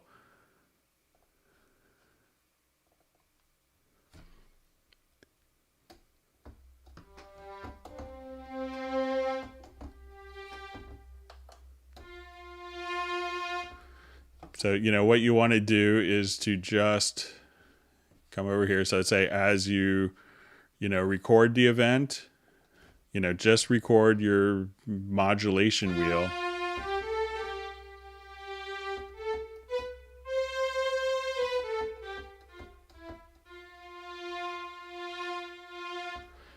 So, and then it will show up when you go to the editor. You could see kind of all of your modulation data here. So you could just say show use controllers, and then your modulation will just kind of fire that off. Another thing that you could do if you have it like working in a template, that could be handy. You could go to like a MIDI insert plugin, and there's a MIDI control. So you could say, I want modulation to be at 100. So every time that you start it up, it'll just be at that particular value without you having to write in the modulation data. But just, as you move the mod wheel up, just record it. And then that information will be stored within the part. Every time you play it back, it'll play back as expected.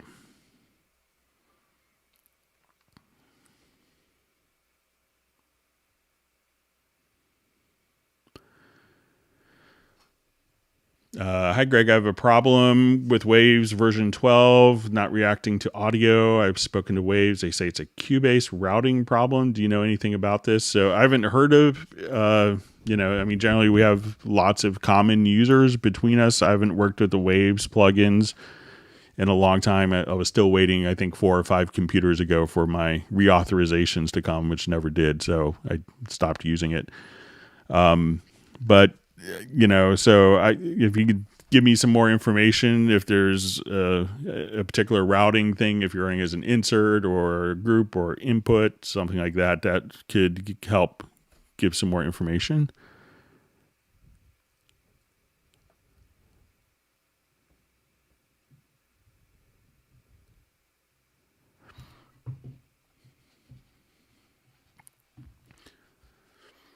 Okay, so let's see. I see a user Pablo mentioning a user asked in the forum, how could a mix console on each screen, one showing a number of channels and another number?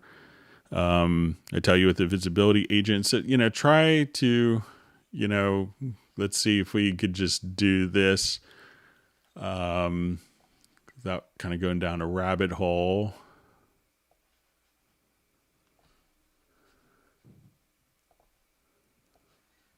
So here, if I open up my mix console,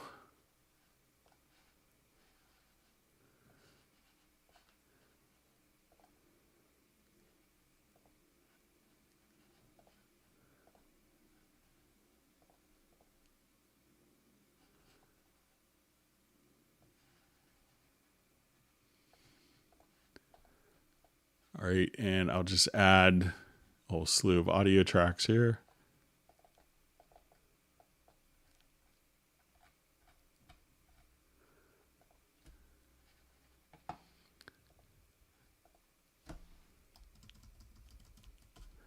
All right, so say in this project, I'll just check that preference and see if it correlates between.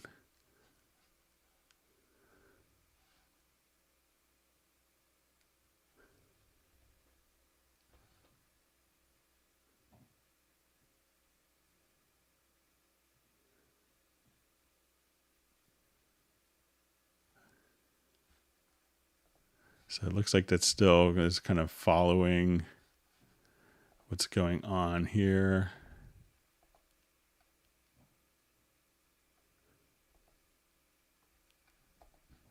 So I understand kind of the desire for that and the purpose. So, but I'll see if I can play around with it more. All right. So I see Greg. I wish that very much that the pool window could also be in the right zone. Would be amazing. So I understand, the wanting that, and I have heard some discussion of that, but I think how the pool window is set up, it may need maybe hard to redesign to fit into the right zone.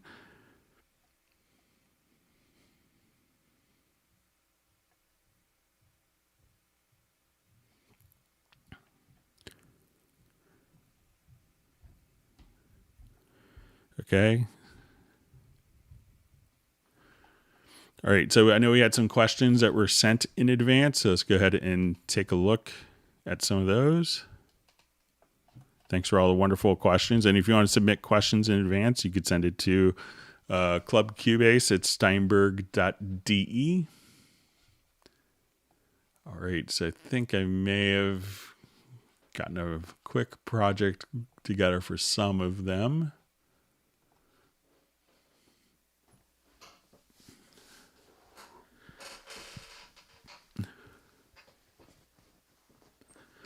Okay, question. Hi, Greg. Is there any way we can bypass punch in and punch out to play back the recorded track? Because when I press play after recording, the track's recording functions get enabled. Sorry. So kindly advise. So if we have your audio set up to record, so let's say I'm here and I have, a punch in and a punch out enabled. So, and we could enable them just by hitting I and O. So when I have this track selected, I play. So say, once I'm in this, let's say I have this track, I don't have an input. So let's just say I have an input defined now. And as we play, it gets to, let's say we have that track armed. Just do it in a new project here to start with.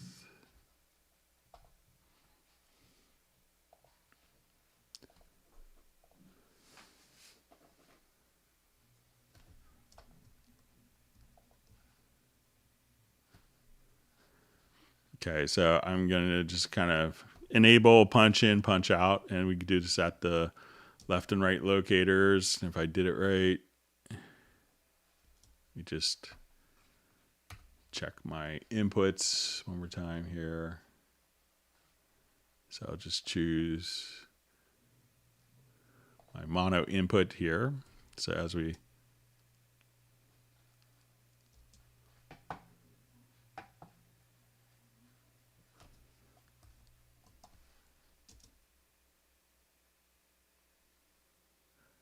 right. But I think I'm just having a brain cramp now, but I think what you just have to do is hit the I/O button to deactivate punch in and punch out, because even if you kind of let it go and stop, the punch in punch out status stays enabled.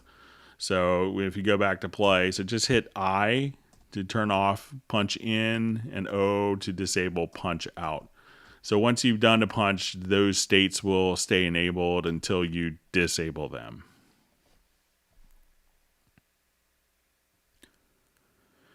Okay, it says, I'm trying out the multi-tap delay, but I'm troubling with the output volume of the tape. How can I get the tape, or the taps, sorry. How can I get 2 taps only that are almost the same volume as a signal that is delayed? All right, so let's take a quick look.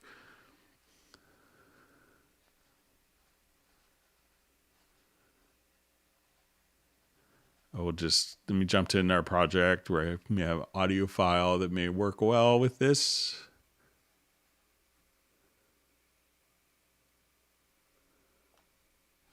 Okay, so let's say if I just wanted to put a delay like on this kick drum on this track here.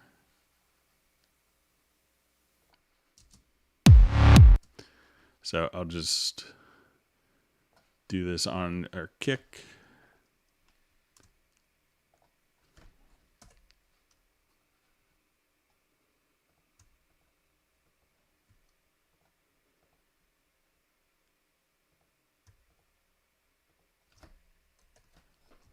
So let's say I'll just put a delay. Let me just solo the kick here. So let's say I just want to put a delay on that source of the multi-tap delay. I haven't played with this one in a while. It's pretty much a beast. It's the delay of all delay plugins. All right,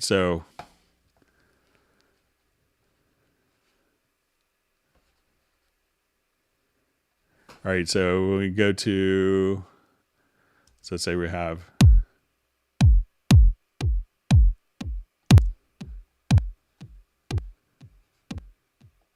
all right, I'm just going to snap this to the grid here.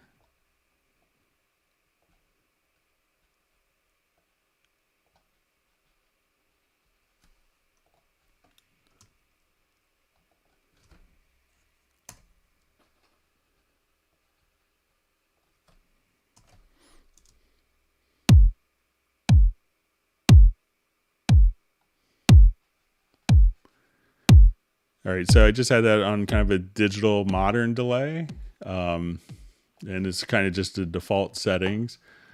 So let's say if I want this to be quarter note delay, so I will come here. So let's say we have the 1.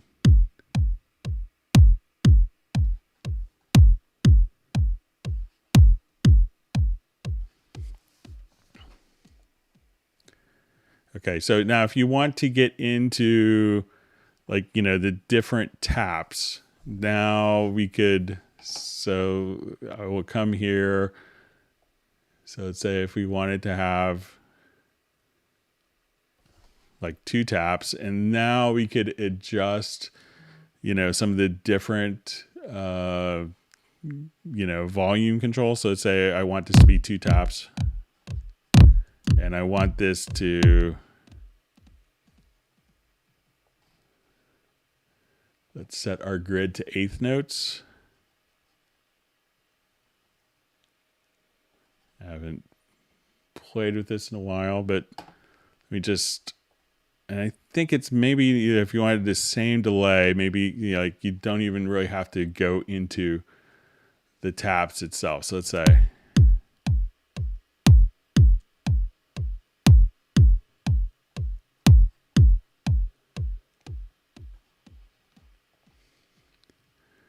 okay, so let's say, so as we do that, we can see kind of the different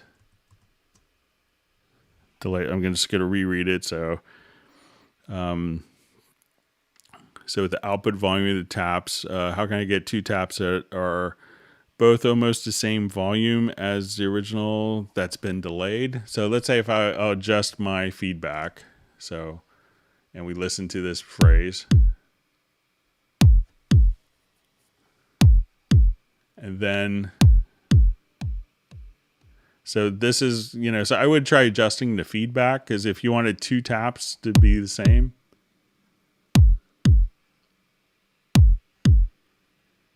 So let's say if we now adjust kind of our feedback again.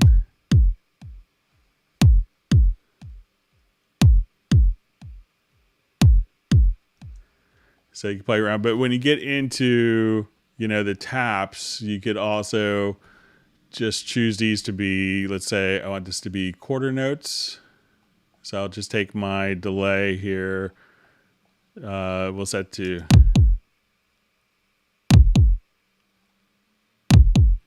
but, and then once we get into the different taps, and sorry, I haven't played around with this for a while, but you could, choose the level of the different taps. So as you adjust, let's say we go to 2 taps, and as we come here, you could adjust the level of each tap independently. So I would do that for the multi-tap delay. Just make sure that you select the level and try adjusting there. But I'll play around with it a little more as well and email you back.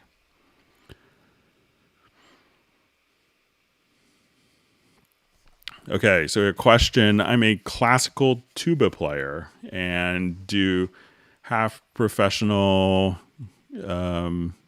recordings in a classical wind band music, and Cubase did the job every time. It was very reliable, even on a 2008 MacBook. Usually I use between 8 and 16 mics. When recording a concert, it's fine because it's one take and I only have to mix and master it.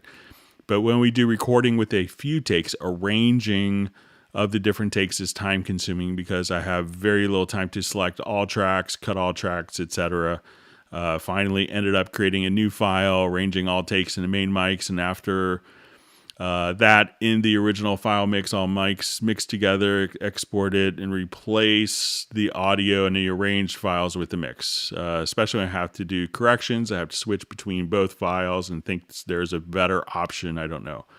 The question is there a way to arrange, cut multiple tracks in one stereo track, like cutting blend just on a track and have the same cuts and crossfades in all tracks? All right, so let's go back to project here quickly. So there's a couple ways to kind of to accomplish this, I think. So say we go to this project. One is if you have kind of multiple tracks, is you could put them into a folder. So say if I have all of these particular tracks in a folder, so I'll right click and we could put these tracks, we'll say move selected tracks into folder.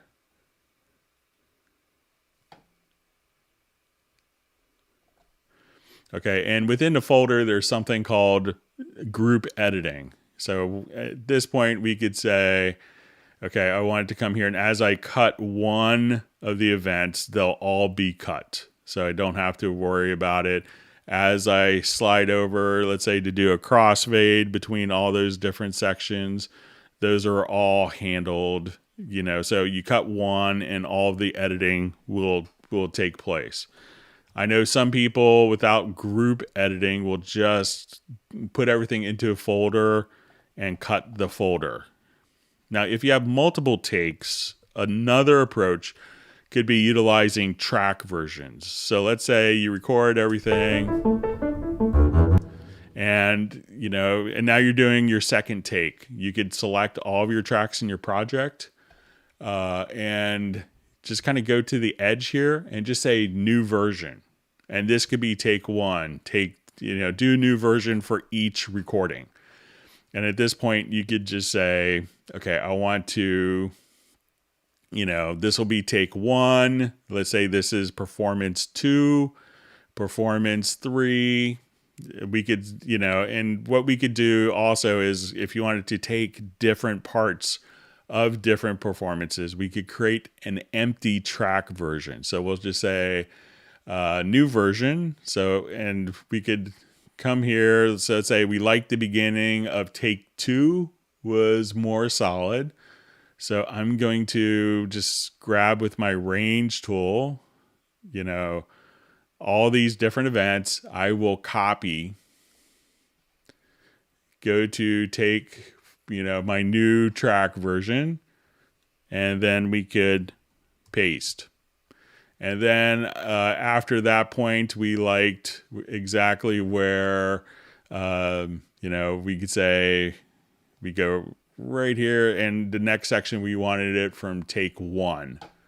So I go to take 1, grab my range selection tool, copy, go to, if they're all selected, we go to this one, and now we say paste. So we could kind of take different elements from different track versions, and they're all kind of still parallel. And this way, we're not changing any of the EQ settings. We're not changing any of the panning, the effects. It's just all kind of alternate takes. So try doing multiple versions, all but as track versions for each recording. And I think that will be a great way of working for that particular scenario. Okay, let's move on.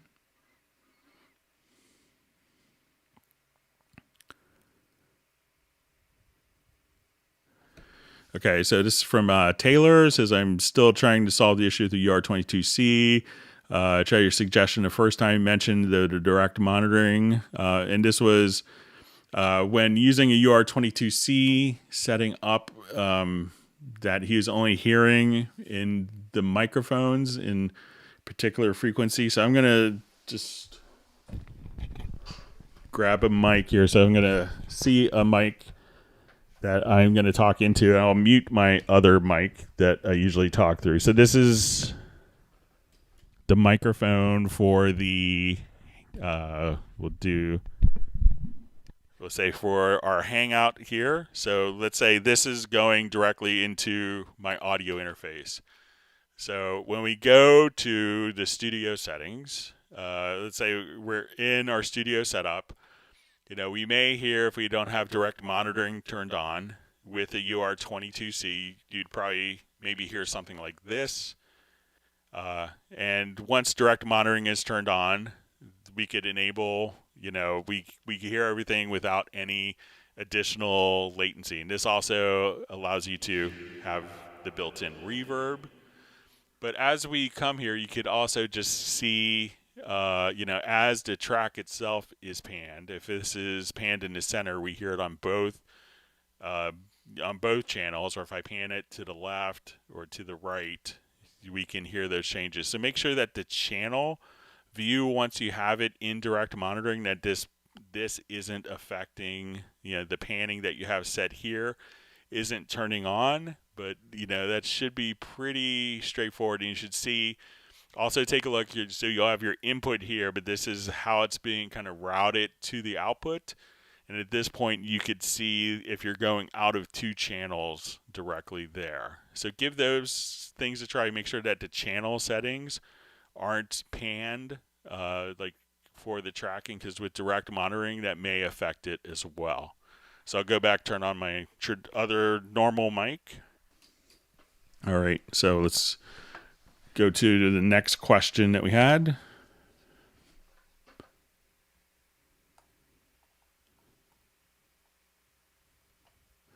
All right, just make sure I didn't miss any.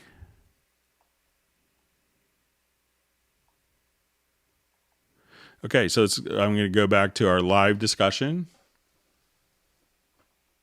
Okay, we're doing well on time. Thanks, everyone, for wonderful questions.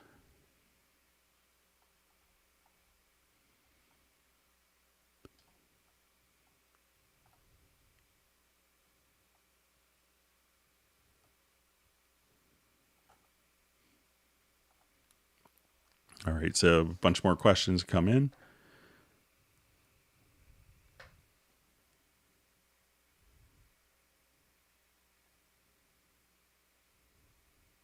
Okay, reading through, finding up where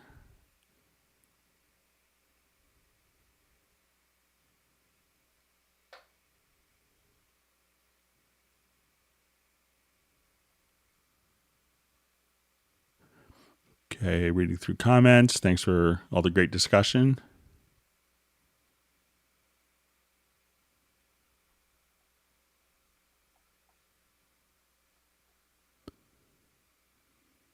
Okay, so I see kind of further discussion. It says it's an insert Greg Waves, gave a workaround. Have to make a new track and then recopy the data into that. It works, but it takes forever with large projects. Yeah, so if you could let me know if there's a particular plugin, I could maybe do some research on it and see which particular Waves plugin is causing it. But it doesn't seem like it's seems most of the plugins work pretty well.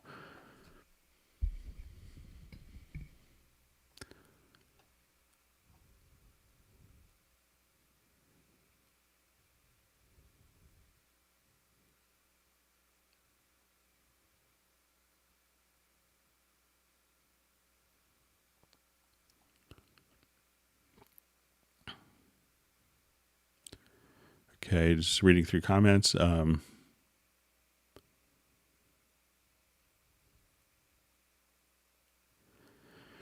Okay, so see a question, is there a way to edit two audio files with audio warp at once? Like if I have a DI guitar and a source guitar, the source will also be edited if I audio warp to off. So currently the audio warp is set to, work with one particular channel at a time. So when we go into the warp settings, but what a lot of people do in that situation is they can take the, take the one guitar part that's been edited and they just do an alignment to the other one and have the secondary track just immediately align to it. So it's pretty easy and straightforward to do.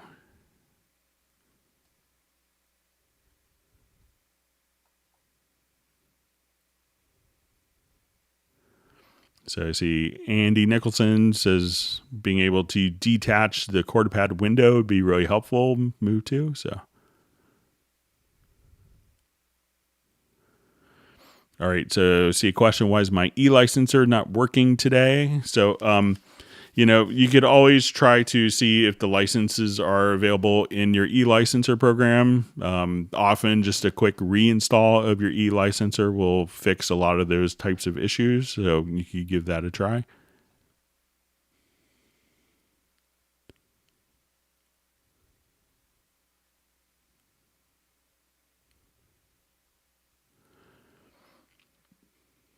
Okay.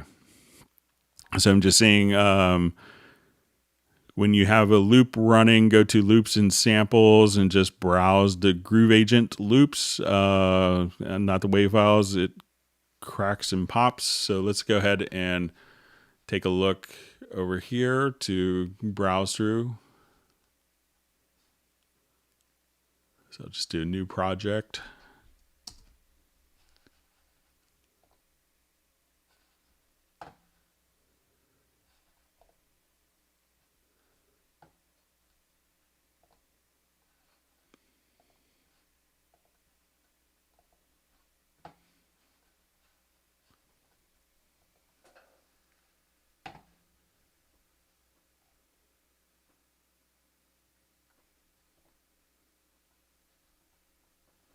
Let's see if I can find some of the different Groove Agent kits here.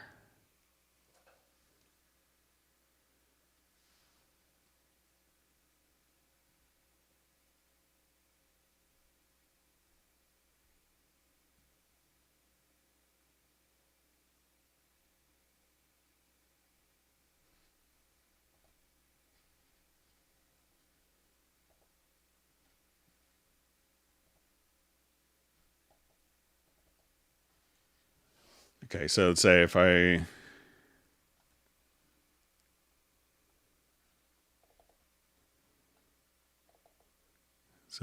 have this loaded up and let's say I'm playing some of the patterns here. And let me adjust my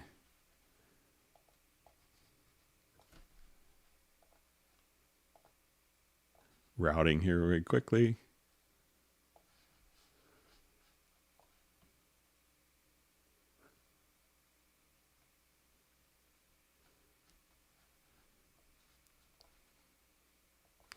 Okay, so let's say I'm playing this particular pattern.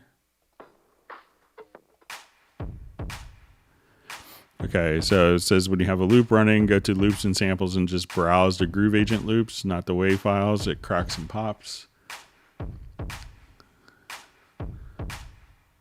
Okay, so I'm not sure if you're doing it from Media Bay or if it's coming from here, but you could go to the patterns.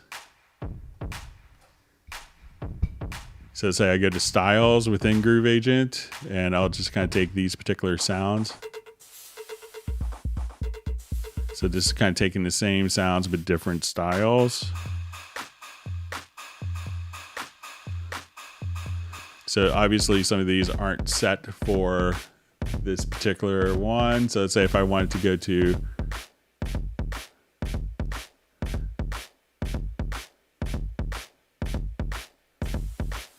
different kits, so I could go through kind of all my different styles there. So maybe, sorry if I'm misunderstanding, but I'm not sure if you're doing it from Media Bay or if you're doing it directly from the browser within Groove Agent. But if I was kind of doing my styles for Groove Agent, I would probably do it within the Groove Agent browser.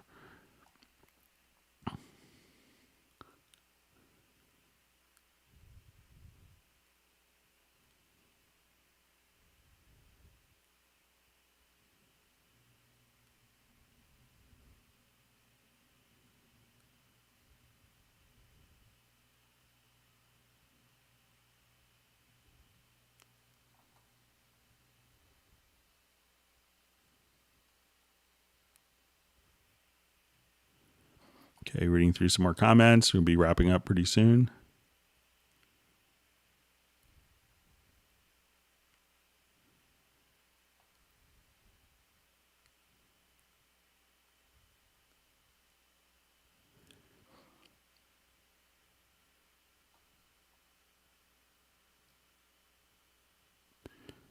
Okay, so seeing some more discussion of wave stuff.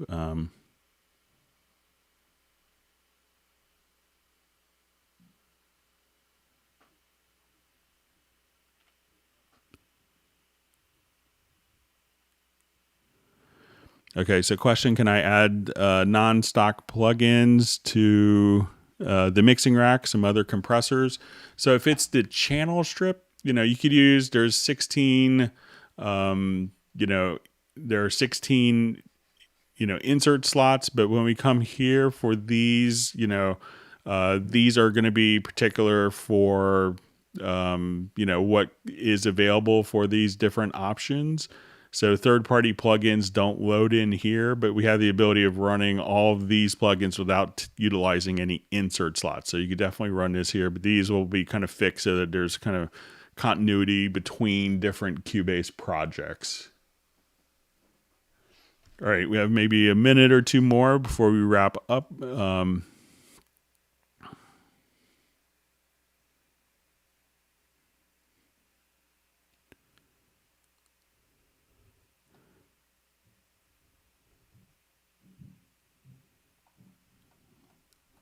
All right, so I think we may have gotten near the end of the question. So we will go ahead and wrap up. I want to thank everyone for the wonderful questions. I hope that everyone has learned something new.